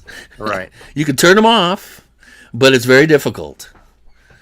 And nothing that you can do to a living person is going to turn off proteins that have now started misfolding. And basically what they do is they turn your nerve tissue into Swiss cheese. And that interrupts synaptic function. Your brain forgets to tell your body to breathe or, to assimilate oxygen, water, whatever. And you die of dementia-like symptoms of twitching limbs, loss of memory. And it's interesting that in the past 25, 30 years, we've seen a 5,000% increase in dementia deaths, which are not autopsied. So we don't really know what these people are dying from. Yeah. So if you're interested at all in this subject, read Colin Kelleher's book, right. Brain Trust. Well, can I interject? It's a very important book. Yep. And it goes back to his idea that something's being tested. This is not just him, it's NIDS. This is 7 years of work. Yeah. And after 7 years and all those great reports that they put out, and that was his conclusion, he thinks it has something to do with the spread of mad cow and prion type diseases into the cows and possibly into the general population. And then he says, I'm not going to say, even venture a guess on who it was, but or what their agenda is. But he said, I consider it a warning. And that's where he left it. And it kind of segues into what I was working on and have been working on all this time. Is what I perceive as a test for nuclear radiation in the environment. That's how I really got started down that line. And it seemed to me that the mutilations seem to cluster downwind or nearby nuclear facilities and nuclear sites, test sites, and so on and so on. I saw what really looked like a correlation to me. Then recently I've been reading this material, though, that kind of combines both of those. And these guys are saying, these reports are still incomplete, but they're saying that the radiation is actually exacerbating the spread of the prions into the population. And somehow those two things are connected. So that and copper. And the element of copper is a bit of a wild card in there, too. Yeah, that's something we've been working on lately. It's like more than one group of scientists have found this strange lack of copper in these animals. So like the copper is somehow being extracted or somebody's interested in the copper. These are autopsies that have been done by 3, 4, 5 different people. It's like what's happening with the copper in these animals? So all those three things could fit together in some way that we can't quite piece together. But if it's a warning, and we're looking at it, it's like, okay, who's warning us? Ourselves? Are we warning ourselves, or are ETs warning us, or who would be warning us? Okay, Gaia. Gaia would be warning. Yeah, I think Gaia is a significant player in this. My go-to there, right there. The trickster element here. Okay, so remember, back to rapid fire mode here. All right. What role, if any, will the mutes play in the current government disclosure efforts? Oh, let me start with this one. It's my bold prediction. Once they okay, kids, take notes. It's my bold prediction that, I wanted to back up and talk a little bit about Chris recently had a media blitz with Tucker Carlson on the Fox network doing two hour-long shows on the mutilations. Here we go. So oh boy, I dodged the howitzer with those. You did a great job. You really went in there and held your own and told it like it was. It was awesome, man. But you got the word out to millions of people about the mutilations. A lot of ranchers and farmers watch Tucker. Yeah. So I did it. People watch Tucker. So anyway, this is already the mutilations are re-entering the discussion now through outlets like Fox and elsewhere. People are saying, "Well, what's up with the mutilations and the UFOs? Is there a connection?" So we've got the government inquiries into the UAPs and the whatever you call them now, and all the government serious inquiries and the study groups. They're going to run up against the mutilations eventually. Eventually, that's impossible. Run into the wall. And they're going to say, what are we going to do with this? Is it aliens that we can't tip our hand that way? Is it us, the U.S. government? We can't tip our hand that way. They're going to be stumped just like we are, and they're going to come to a grinding halt because they can't get over this hurdle of figuring out what the mutilations have to do with any of this. Right. So it's going to re-enter the conversation in a big way if it hasn't already. Yep. And speaking of the Tucker Carlson thing, Chris recently did 2 shows on that subject on Fox.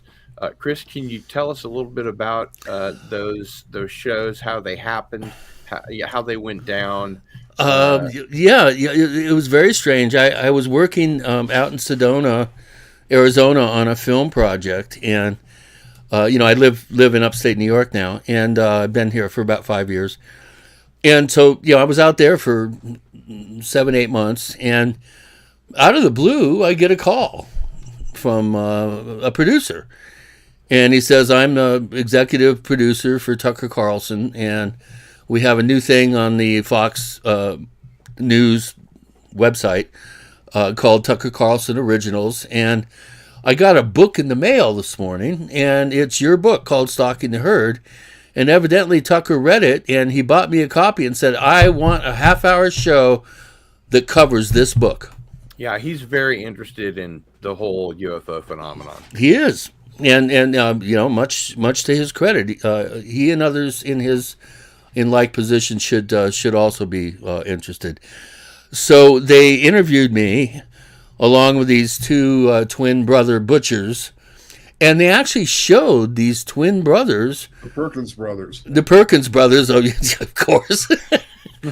Yeah. Any relation is probably not. No, probably not. Not that I know of. Yeah. Anyway, they showed these guys. Go ahead. No, go. Well, the last 15 minutes of the hour-long doc was them mutilating cattle in their butcher shop. And they're showing what it would take to take a tongue out, what it would take to... the eye, really. I mean, the other stuff didn't bother me, but when they cut that eye out, that kind of stuck with me for a while. And thank God it was at the end of the segment. If they'd done it at the beginning, nobody would have been watching at the end when I was on. But they showed how difficult it is to actually perform some of these excisions, if you will. And so evidently they had such a huge response. They said it was the most popular show of the season. They wanted me to come to the studio that he has in Maine. He lives in Woodstock, Maine. Now, what's wrong with that picture? Anyway, I went up there, and he did a whole hour-long interview on Tucker Carlson Today. And at one point, he was jumping up and down in his chair like a little kid in nursery school. I couldn't believe it. It was so out of character. And we went through the whole, I did just a quick, short versions of all my answers and real pithy and just went for it. And again, they're telling me that it's one of the most popular segments that he's ever done, and they want me back. So we'll see. Well, I hope they paid you well. No, they don't pay. Oh, gosh. No, none of the news organizations, NBC, CBS, none of those people for a news story will pay. They'll pay all your expenses, and they treated me really well. And I charged them an arm and a leg for my footage, which they will pay for because they have to license it. Sure. And they said, just name your price, and I did, and they didn't even bat an eye. I got no pushback on that. So I really thought long and hard about it. David was invited to go and cannot stand Tucker. I can't blame him. Either can I. I can't stand him either. Now that I've met him and I realize that the guy is just a P.T. Barnum entertainer, Sure. that he's not really like you would think he is. He's actually a super nice guy. He's funny. He's smart as a whip. Yeah. And he's a big fan. I mean, the guy, he was hitting me with questions off camera. And I said, well, why didn't you ask me that when we were on the air? He goes, well, I just wanted. And so these were 2 half-hour appearances? No, hour. Hour, okay. All right, so let's get Now, who else has been on Tucker? Dolan, Bassett. Oh, really? Nick Pope. Keene. Leslie Keene has been on there. James Fox. I think that's about it. I can't think of anybody else. So to get to some of the folks in the chat that have been again calling the scavenger action and all this kind of thing, can you tell us a little bit about the Anthony Braglia article that was published yesterday? Yeah, well, he said that cattle mutilations, abductions, and crop circles were just fads, and they don't happen anymore. That's why you don't hear about them anymore. And there was never anything to see there. So just move along. And it's like, I mean, that's about as disingenuous and as dismissive as you can possibly get. And he made it sound like it was obvious that these things, there's nothing to them. And having 2 of the most amazing abduction cases that I've ever heard of, like I said, going out on at least 40 undeniably real mutilation cases. And,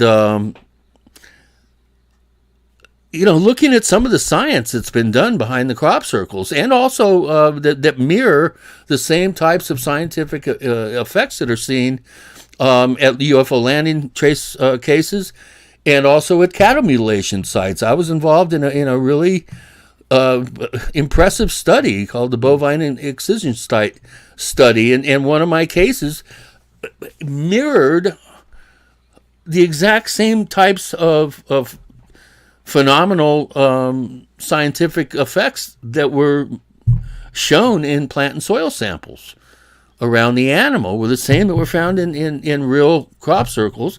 Obviously, I think a majority of crop circles, like the mutilations, are probably either hoaxes or there's some sort of explanation for them that isn't ETs. It's not, that isn't high-strange.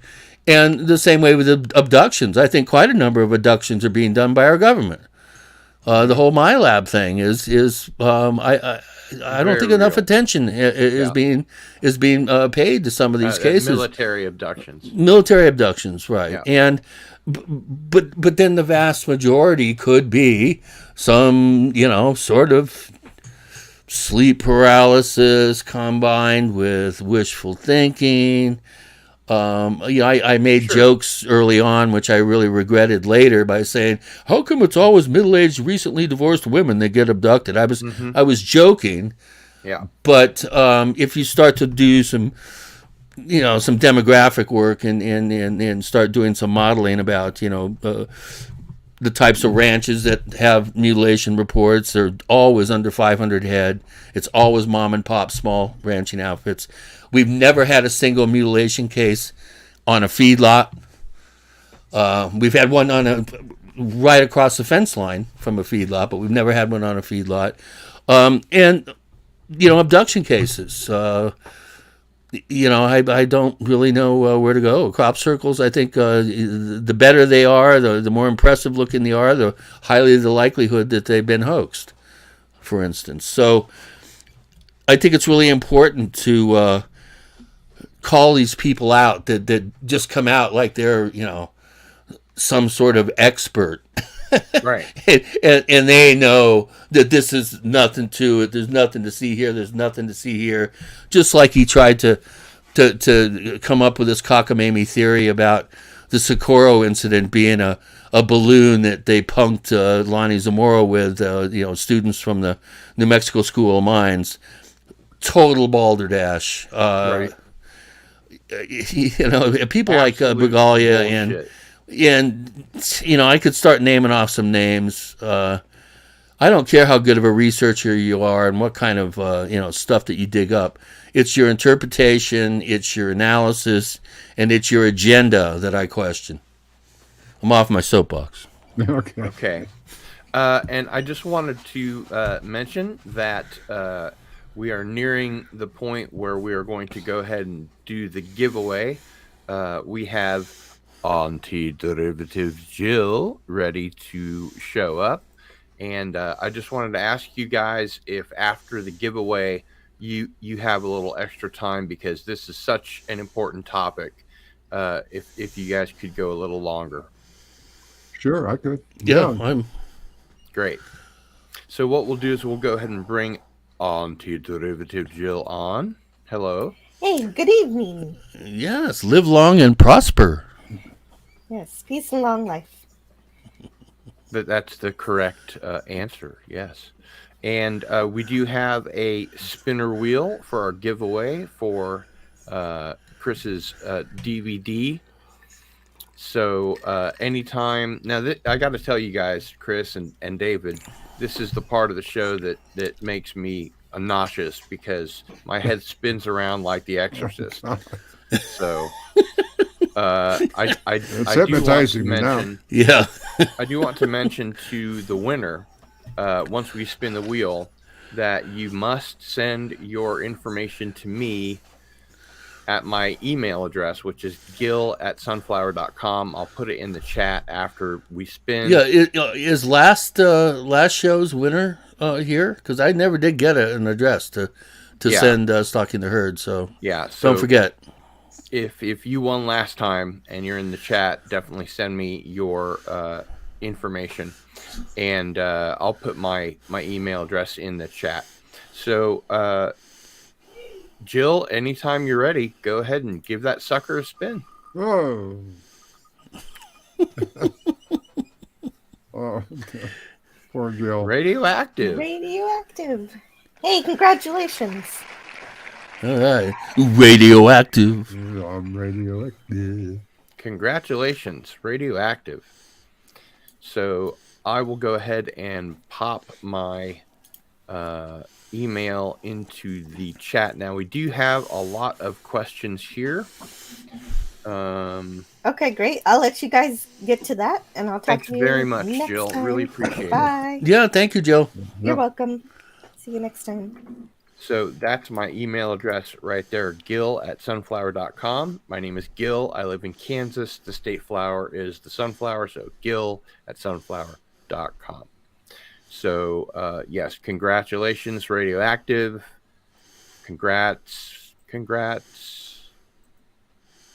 Whoop, whoop. Congratulations. Everybody's in congratulation mode. And indeed, congratulations. So go ahead and send me your info.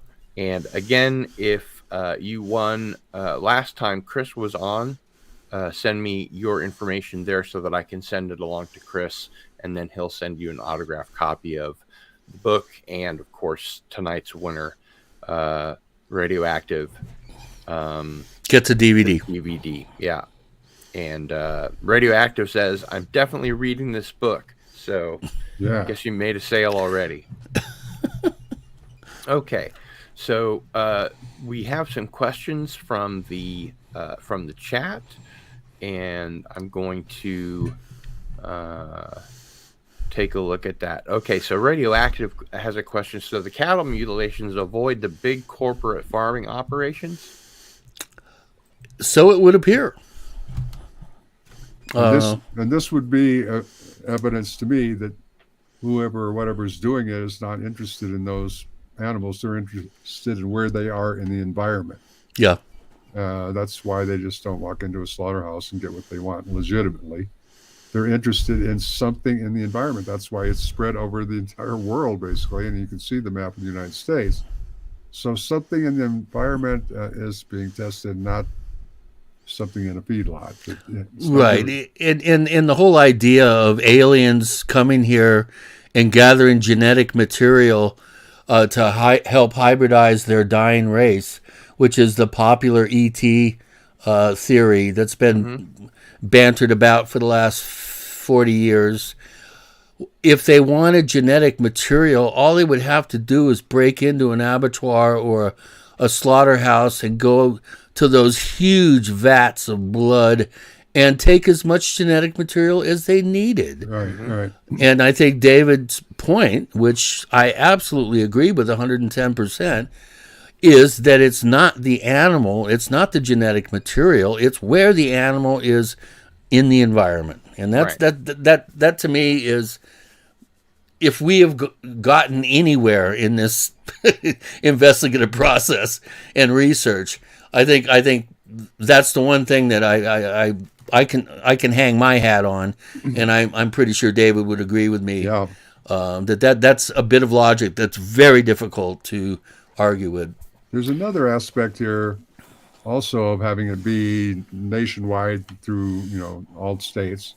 There's some element of theatricality to it. It's like whatever's doing this could quite easily, we would never know the difference, with that apparent technology and know-how and ability to get in and out. And we would never have to even know that this happened, but something about it is directed to us to interpret it as the way I see it, to have some to put some change into our social structures, what I call social engineering.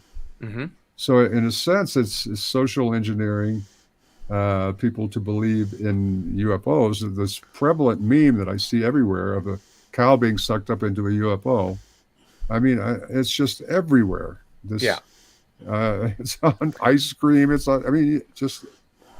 supposed to be cute and funny, but then you realize, oh, well, that cow's being sucked up to its death, There's even a milk bottle that's in the shape of a beam, right? And the cap is the UFO, and on the bottle is a a monogram, a picture of a cow that's like in the air. It's just be on the lookout for it, people, because you'll see it's just everywhere. And it's to me that smacks of some form of social engineering and manipulation of memes, which we were big into our memes. And for whose purpose? For what purpose? To get people to believe in ETs, or to make people fearful of ETs? With that, Radioactive asks, "Qui bono? Who benefits?"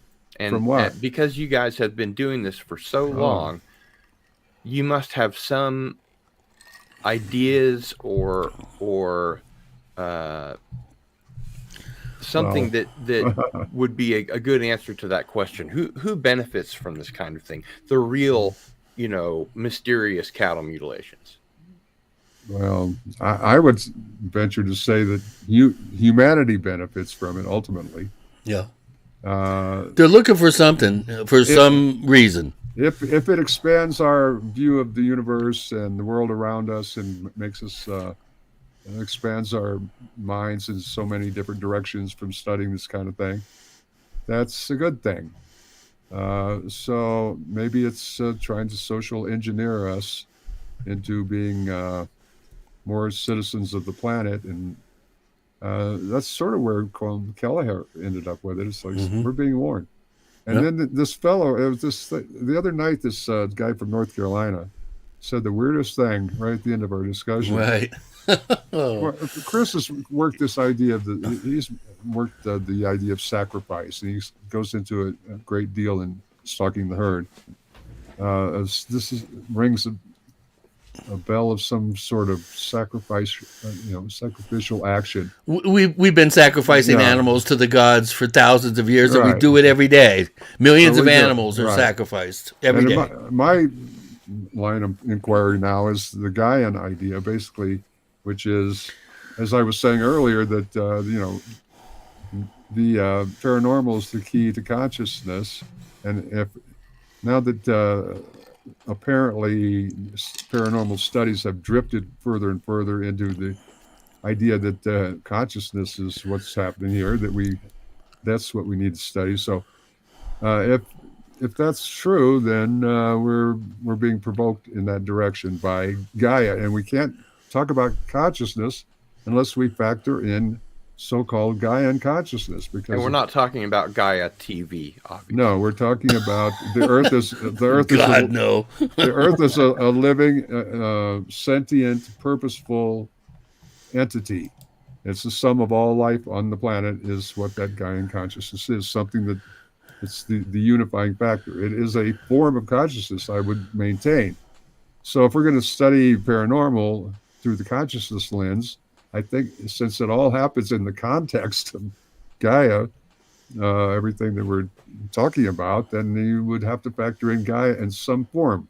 We don't have anything else to compare Gaia to, but it's just sitting there doing what it does, and it has its reasons, and its main reason appears to be to create the ideal situation for life on Earth for some ultimate purpose, whether it's to get us off the planet, to spread Gaia elsewhere, to spread life elsewhere. And these memes of outer space and whatnot all tend to push us in that direction. And the cultural memes are like Star Trek, Star Wars, all these kind of popular genre fiction. Yeah, it just keeps us moving in that direction. And the mutilations, in a way, reinforce that space vision, basically, because people are a lot of people. Well, and also the health of the planet. Gaia, James Lovelock, who came up with the whole concept of Gaia, said that there's three things that we got to be concerned with: the three C's: chainsaws, cars, and cattle. Those are the three. Cows first. He said, cows first, right? Cows, cars, and chainsaws. So isn't it ironic that going back to the cow nurturing civilization, basically, for 10,000 years, domesticating it and being, our lifeblood in a way, just totally incorporated into our way of life and our nutrition and our civilization. But the animal that's the most docile and the most malleable for our purposes has been the cow, and now it's possibly our greatest enemy. It might actually destroy us. Yes. by gobbling up the earth and methaning the atmosphere. And of course, animal agriculture is the leading cause of climate change gases. So wouldn't that be ironic? Because here's this beautiful animal that's nurtured humanity for 10, 12,000 years. It's suddenly become our worst enemy. Yeah. That would be ironic indeed. That would be ironic. Somebody emailed me, it's like, irony is an emergent quality of the universe. And it's occurred to me several times that, if the Gaian philosophy is correct, she's going to throw pandemics at us. She's going to try and shake us off the planet, by any means necessary. And as we get more and more numerous, and we have more and more cattle and all this kind of thing, it's going to, get worse and worse. And Chris, something that I wanted to direct to you as a question was regarding the new cases that are in the Western United States that typically, until recently, didn't exist, and what you think the reason for those are, and if you could go into some detail about that. Well, interesting. I've always been taken by David's very astute observation in 1978 and 9 when he came up with his environmental monitoring theory, where these areas of high incidence, where these cattle are being found in this strange condition, are downwind and downstream of anywhere that we have anything to do with potentially fissionable materials, uranium, plutonium, whether it's power plants, whether it's missile silos, whether it's weapons enrichment facilities. And if you look at a map of above ground radiation and the dispersal of this above ground radiation from 100 above ground nuclear detonations that happened in the 40s, 50s into the 60s, you'll notice that the areas of high incidence for cattle mutilations mirror the highest concentrations of fallout from these tests. And because we have prevailing southwest to westerly winds blowing from west to east, there's something to be said for this theory having I think a lot of validity, because we have very few mutilation cases, again, like we said before, west of the Rockies. And when the Fukushima event happened and we had these radioactive clouds that came over from Japan in April 2011, I said this to Izzy, well, here's a perfect opportunity to see if your theory is going to work. And if it's true, then we're going to start seeing mutilations on the West Coast. And we did. Voila. Oregon broke loose on that one. And, yeah, and also we think that there may have been some in Northern California, and there were in Idaho, and there were some up in BC, in British Columbia. Went all the way up into Alaska. By the way, that was another little add-on. Yeah. We didn't really mention Canada, but back in the big waves of the 70s, 80s, western provinces of Canada were really hard hit with mutilations. Yeah. And they handled it slightly different than we did in terms of the commission to study it, and it's really a menace. And then all of a sudden, no, it's collective delusion. They had to back out of it. But poor Lynn Lauber. Right. What was his quote? Something like, well, he didn't know what to make of it, but it was just like people. He's a Mountie. But we didn't have any from, first of all, there are a couple anomalies that we spotted, like there are no mutilations in 1972, like none. None. Right. It's like, wait a minute. Not one case anywhere. That was after Snippy the horse. Yeah. Snippy was 67. There were cases in 68, 69, 70, 71. Right. But then, not one in 72. However, if it's collective delusion, that would really be odd that suddenly you're deluded one day, the next day nobody's deluded anymore. And then you go back to being deluded in 73 gangbusters. Yeah. That's a good point. And so, Chris, but we did pick up a case from Alaska. The only weird case in the whole country. Yeah, let's talk about Alaska. Well, that was something that did happen in 72. Was the caribou found mutilated in a circle, right? Which we were uncertain. I still think it was probably a lightning strike, but nonetheless, there were 50 of them. Yeah, 50 of them. 50 killed by a lightning strike? Yeah. It's happened. And it was right near their main research center, military research center, which I don't know what they really researched there, but I think it's probably. Well, they have new fissionable material there, Fort Greely. That's what they do, yeah. Mm-hmm. So this current mutilation was actually very near that same caribou site and near Fort Greely.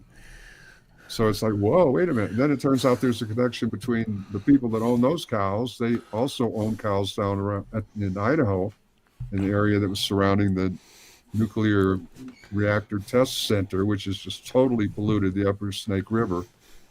So those people, I don't know whether they took some of their cows from Idaho up to Alaska. They ended up getting mutilated up there, or what happened. But that was a rarity that we would see anything come out of Alaska. Yeah, but then to have the cattle right down there in Idaho, just shortly thereafter. And we had the case there in Kansas, where one rancher on one side of Salina had a case, and then his cousin, right, on the exact other side of Salina, had a case. I've had cases where brothers have split their herd. One brother took his herd from the San Luis Valley in south central Colorado to the western slope over, on the western side of the state. And on the same night, they both had mutilations in the herd that used to live together. Now, if you get enough of those, your brain really starts to warp. When you start looking at some of the weird coincidental correlations that absolutely rampant through all of this. The synchronicity channels There's one thing this has taught me, this study, how to really tune into that and trust your instincts and just really be open to those synchronicities, because that is a channel of communication. Yep. So, and it's also the medium of the trickster too. Yes, exactly. So we to try to be attentive to that at all times. Meaningful coincidence. As far as the trickster phenomenon is concerned, could the mutilations be considered a paranormal phenomenon? Yeah, at its core, I absolutely think so. I do too. It's just I think there's a lot of copycats and there's a lot of glomming on to that. That is possibly by parties that are aware of the tricksterous aspect of it and are trying to figure out either what that is or why they're doing it, or they're trying to keep people like me and David and other law enforcement off the track, off the trail, and doing copycat cases to throw attention away from the core agenda that's going on. And I've got a ton of stuff in the book, a ton of cases and did you know type factoids and coincidences that are, you add them all up, it's just mind warping. So, given that, the other side of this, do you think that the government has been monitoring prion disease since the Snippy the horse case? Probably, I would say. Yeah, well, let's put it this way: we were working on a construction site way in southern Colorado, hundreds of miles from where the nearest chronic wasting disease report had been filed up in the north central part of Colorado. We were all the way down almost to the border in New Mexico, and this big elk bull comes out of the forest and it looks like it's drunk. It can't stand up. It's spinning around in circles. Its eyes are like kind of rolled up in its head. It's drooling all over. Sounds like a horror. And I instantly said, "Stay away from it. Don't go anywhere near that thing." Yeah, we called the feds. We called the Division of Fish and Wildlife. They came. Now, I told them that this thing was acting strange, but I didn't mention chronic wasting disease. I didn't mention any sort of potential prion disease. All I did was describe its motion and movement. Its motion and movement and its behavior.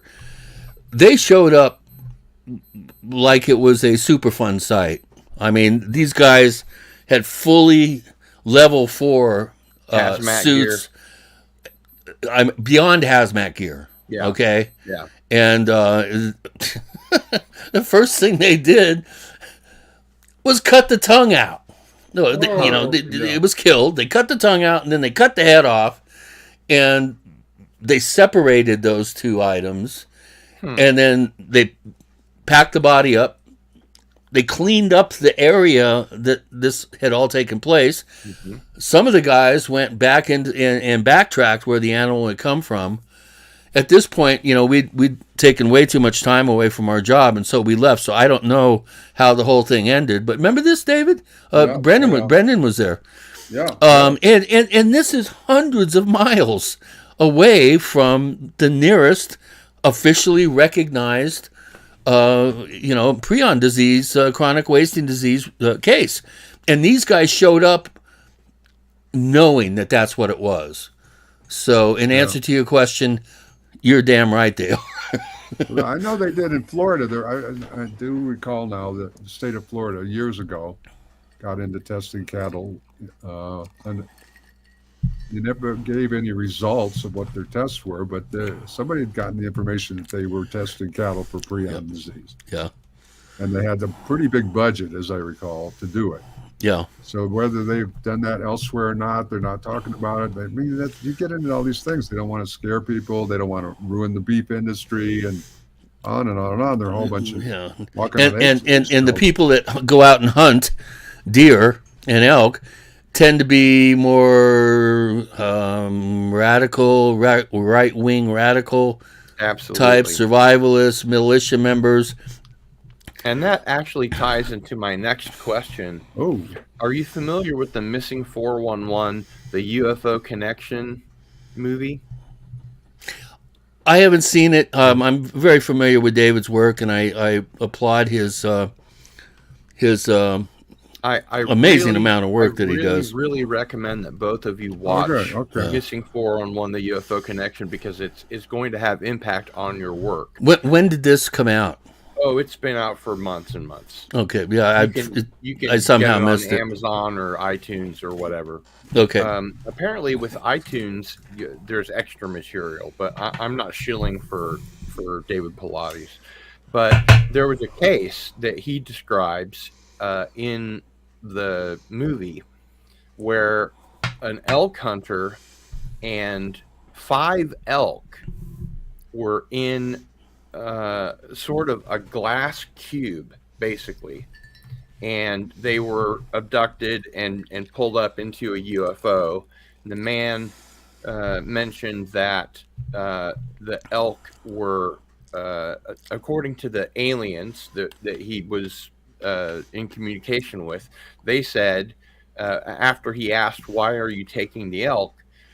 they said, "We're taking them back to our planet because we use them for food." And I don't know if that means that's a hell of a hunting trip. I don't know if that means they were going to clone the elk and use them massively on that level. But he also mentioned that the alien communicated to him because he'd had the alien didn't mention this, but he had a vasectomy.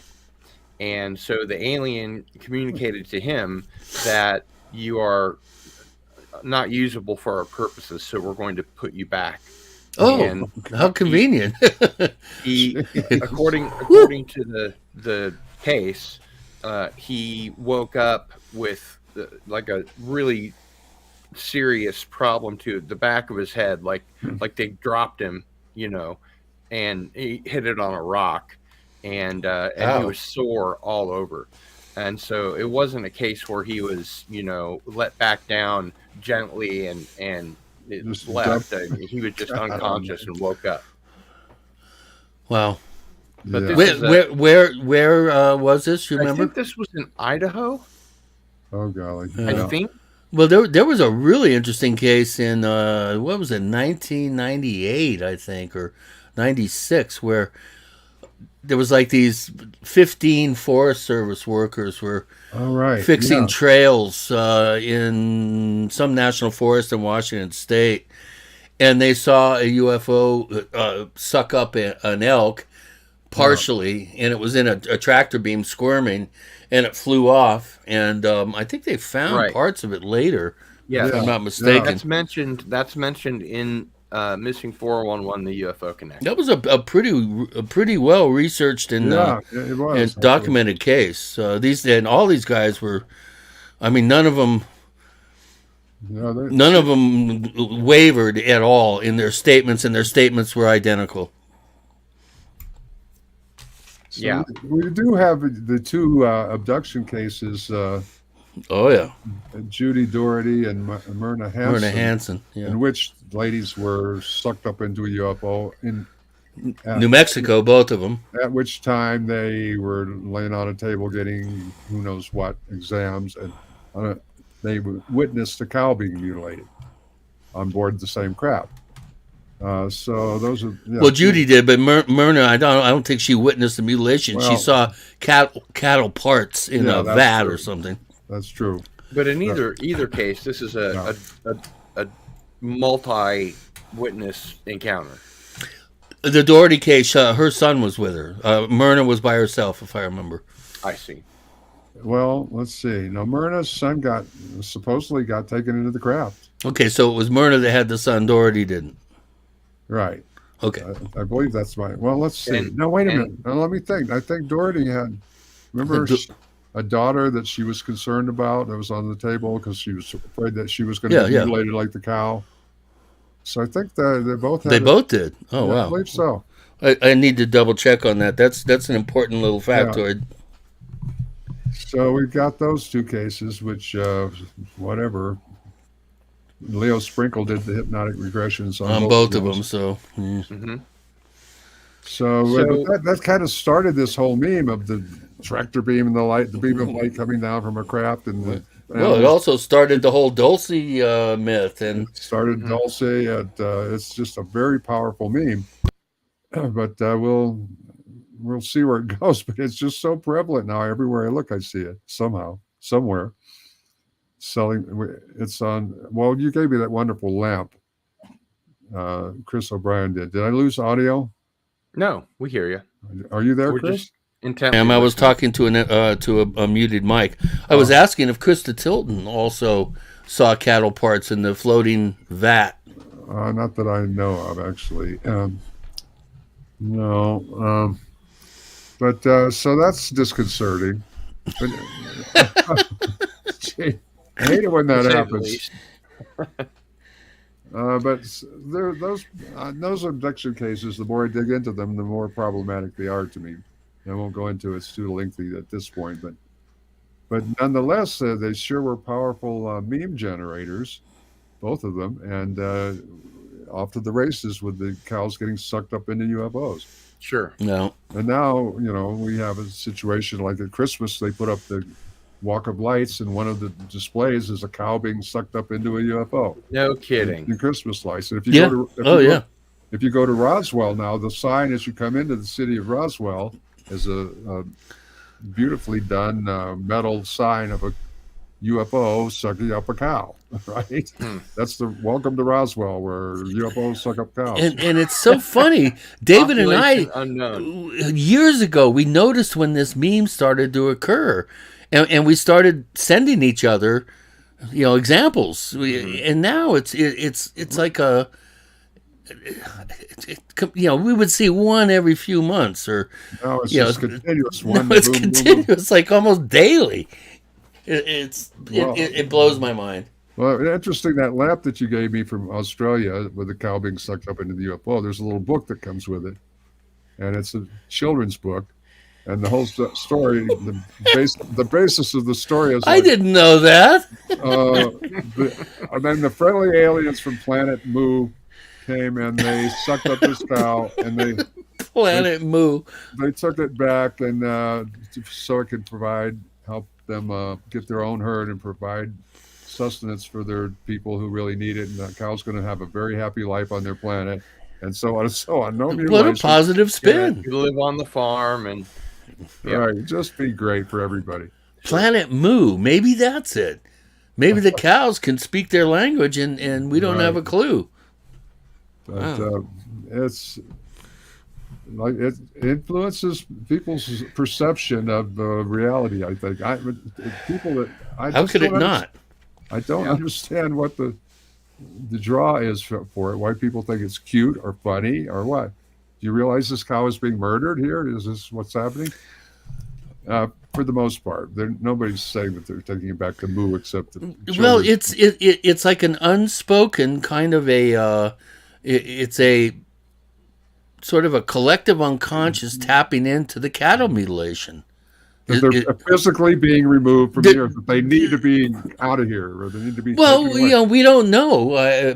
Maybe that we're going to start seeing mutilated cow on the ground with the beam going up into the ship and the ship taking off.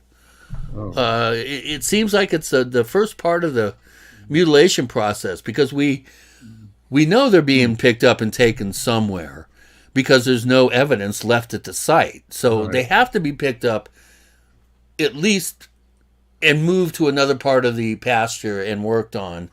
Yeah. I mean, what's the record? I think 5 fence lines 2 miles away from where the cow was supposed to be. I think that's our record for a cow being found.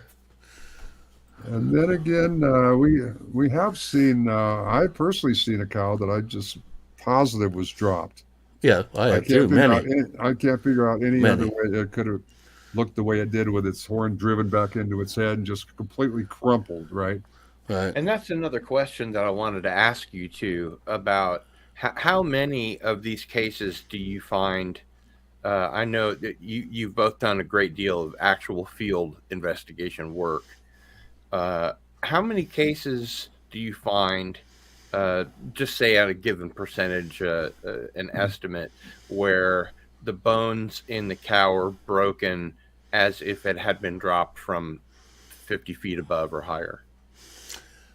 Not as many as you would think. Yeah, it's pretty rare. Yeah, 10% maybe, 15 at the most. I something mean, like I had one case where it was, I think it was, 4 cows and 1 horse, and they'd all been dropped because when we cut open one of the steers, all the ribs had been broken right at the spine.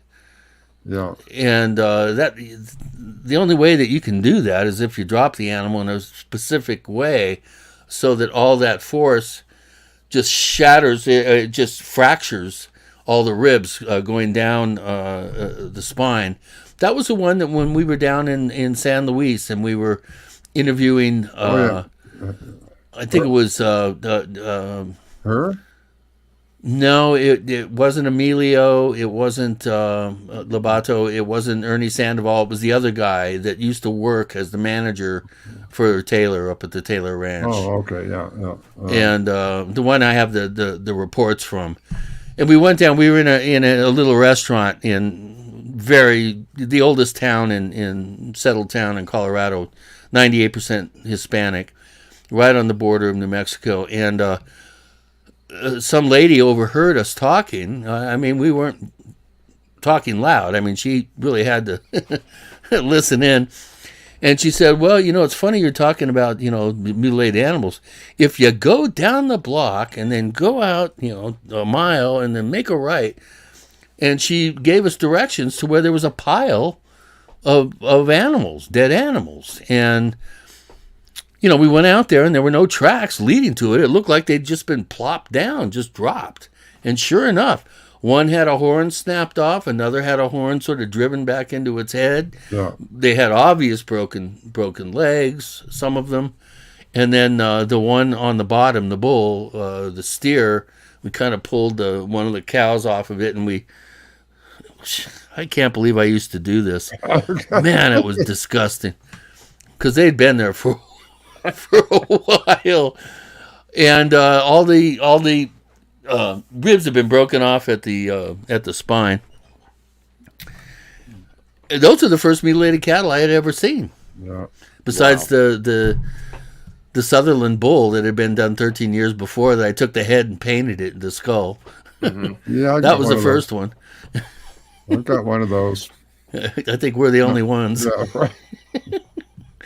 I just wanted to mention the Lost Tales has sent a $5 super chat. Thank you very much. Okay, And very of good. course, Very good. For that, we have this for you. This is Peter Robbins, and you're watching Into the Fringe.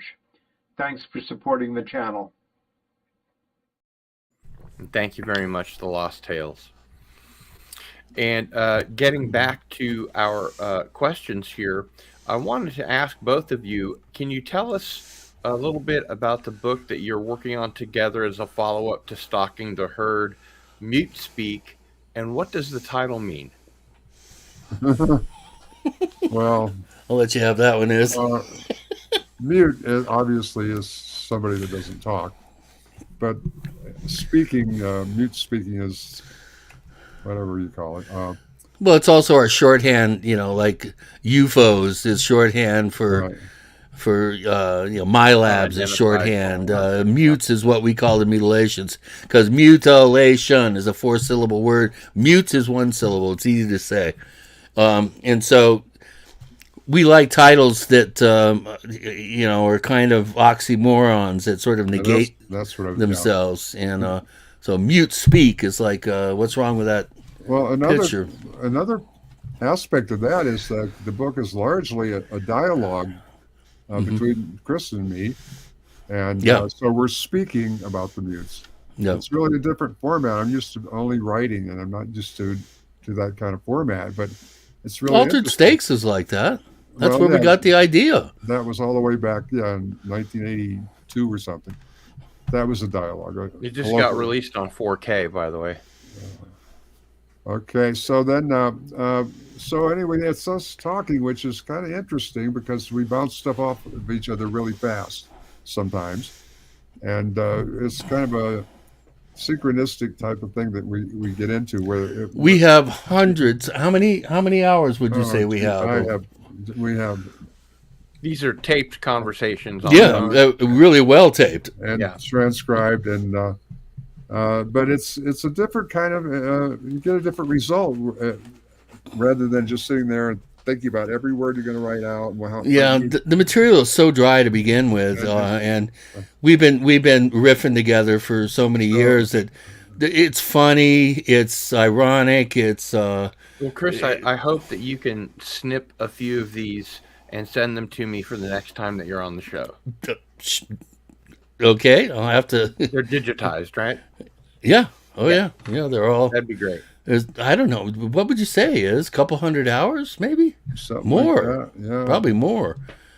We've got the ones dialogues that going all the way combine back. that are- How many years now? like 5 years or something that we've been It's taping them. more than that. But 5 years is how long I've been in New York. oh, true. But it's sort of like a diary, and of where our thinking is at any given time, and then we bounce stuff off of each other, and we argue, and we agree, and then we argue, and then we come up with crazy stuff. Then we get drunk, and then we fall over. No, we don't get drunk. But we just, in every state of mind, we have laid these tapes down, and some of it is, to me at least, quite amusing. Yeah. And I think it's a lot of information packed in there that people would find useful. Well, and it's also it does seem to play up the those places where you can break the tension with irony and humor.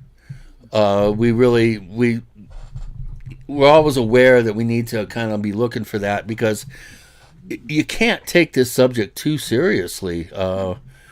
It's because rough. It can be rough. it can be really rough, and we're trying to come up with ways to make a very distasteful, unpopular, and socially unacceptable subject palatable and intellectually stimulating and informative. And the best way to do that, we found, is by just taking a subject and talking about it. Because this guy here, I mean, he's got a master's in political science from Yale. He's a very, very bright, smart individual, and I'm not too dumb myself. I'm pretty on the ball myself. So between the two of us riffing off each other and setting each other up for one-liners and stuff, we have a really good time when we do this. It's one of my favorite things to do. That sounds like is a to lot of sit fun. across the I'd table like to- from this I'd guy. like to be in on one of those Let's calls. This guy is Mistake. one of the most amazing thinkers I've ever met. Wow. Awesome. Oh, you dude. are, man. Well, let's I don't know of anybody that I know as well as you that can even come close to you in This terms is of what- your intellectual This is what's going ability. into mute speak, essentially. Yeah, that's what it is. let's- I mean, if we put it out right now, it would be, I don't know how many thousand pages. Well, it's about 700, I think, pages or something something now. like that. Yeah. Yeah, by the time you get it out, you may beat Joshua Cutchin's the Ecology of Souls trilogy. Right. Well, I can't wait to see the audiobook. That'll be fun. Oh boy. Yeah. Oh. That's gonna be a heck of a heck of a book. Yeah. Well, it's going to be good any way you get it, believe me. Yeah. So, A lot of information, a lot of interesting stuff that we've learned over all this time. A lot of things, yeah. not just And, mutilations. Yeah, it covers the gamut. We're talking about mutilations, but it's a springboard to consciousness, to panspermia, to rocket science, to psychology, to religious subjects. I mean, we really all this stuff is woven in this tapestry together, and that's it's really difficult for one person to sit down and try to make sense of all this stuff I'm amazed I was able, if I hadn't had David there cheering me on and helping me out and being my number one guy in terms of research and editor, there's no way I could have written that book. There's just no way. I don't think anybody could have written that book, and I doubt anybody is ever going to attempt to do a book that covers that same ground ever again. And analyze that book, there's no way I could have done it. And while we're on the subject, Chris, where can people get a copy of Stalking the Herd? well, I mean, obviously Amazon. And it should be in a lot of the brick and mortar stores, Barnes and Noble and Walden's and whoever's still around. Is there a particular place that you would prefer people to get it from, or if they want to get an autographed copy? If they want to get an autographed copy, they can contact me. I'll go ahead and shoot you. Well, you have my address, my email address. If you want, you can pop it in the private chat, and I'll put it in the public chat. Okay, I'll do that right now. But I don't do this to sell books. I do this to get the word out and get people thinking. Sure. I'm not really. I mean, it would be great if I could generate some cash and all that, but that's not why I write these books. I write them because really nobody else is willing to do it. And Darius Munchausen, who is both a mod and a member, thank you, says, I have my copy. Cool. All right. Thank you for your support. I only make a couple bucks a book, so it's it's like ridiculous. I thought that the Tucker thing would generate at least 1,000 sales. According to my publisher, I sold 285 books. Oh, just off of those appearances? Yeah, well, I don't know how many millions of people saw the shows. So if you want an autographed copy, that's where you email to get it. And while I'm trying to get you to plug your book, where can people find more about you and what you do online, Chris? Well, I have a website that's about ready to go back under construction because I don't like the WordPress format, and we're going to be revamping my website. But that's OurStrangePlanet.com. We live on a strange planet. It's our strange planet.com. And David, if people want to find out more about what you do, where would they go? Just go to Google. Go to Google. I'm not soliciting anything really. I'm trying to keep slightly below the radar, although this particular broadcast is definitely above the radar. Well, I definitely do appreciate you guys both coming on tonight. It's been a great show, and I can't think of a better way to continue staying in touch with you guys and understanding,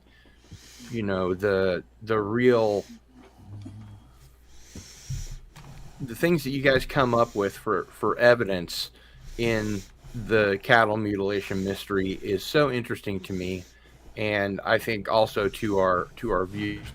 So I do want to thank you both again for coming on, and congratulations again to Radioactive for winning the DVD, the autographed DVD tonight. Did they send their email address to you, or their yes. physical address? Good. Don't forget to send it to me. Yeah, I will. Absolutely. Is there anything that either of you would like to mention before we say goodbye? Good luck. Good night and good luck. Okay. Good enough. If you're gonna take this, read Chris's book. That's always my advice. People need some context. They can't just come in blazing on the sidelines about an opinion about this. Just read the book and then check back with us. Yeah, and it's not only dead cows and mysteriously slain livestock.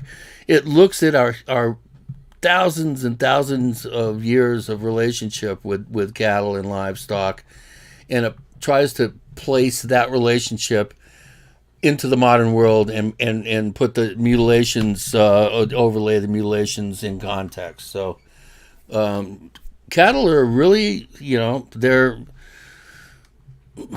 The beef industry is the most powerful political lobby in this country that you will never hear about. Mm-hmm. Beef generate more money in agriculture than any other segment of agriculture. And they're very, very important to the Western world and those emerging into a Western style of affluence. I mean, what's the first thing that somebody who gets a good job and maybe lives in Africa or somewhere in the Far East, what shows all his friends and neighbors that the guy has made it? Because he can go out and buy a steak, or maybe a cow, yeah, or maybe a cow. So I really, with David's invaluable assistance and help and guidance, I was able to place our relationship with cattle into a cultural context and into a Gaian context that I think is of the utmost importance, and I can't overemphasize that fact. Well, we're definitely looking forward to Mute Speak. Do you guys have an ETA for that at all? Be nice to get it out this year. Yeah, we got to. Yeah, we got most of it. Is there. We just have to kind of piece it together now, and it's been coming together for us lately. We've got some nice things that have happened. We've been working on it for 13 years, but who's counting? Yeah, who's counting? All right, very good. Well, thank you both, gentlemen, once again. Thank you Very so much appreciate you guys. Yeah, and thank you guys for tuning in and sticking with us here. We really do appreciate it and applaud your curiosity. Yes, stay at it, folks. And I just wanted to mention that next Thursday on Into the Fringe, our guest will be Walter Bosley. There he is. So stay tuned for that. And for David and Chris, it's Cardinal Sin out. Thank you.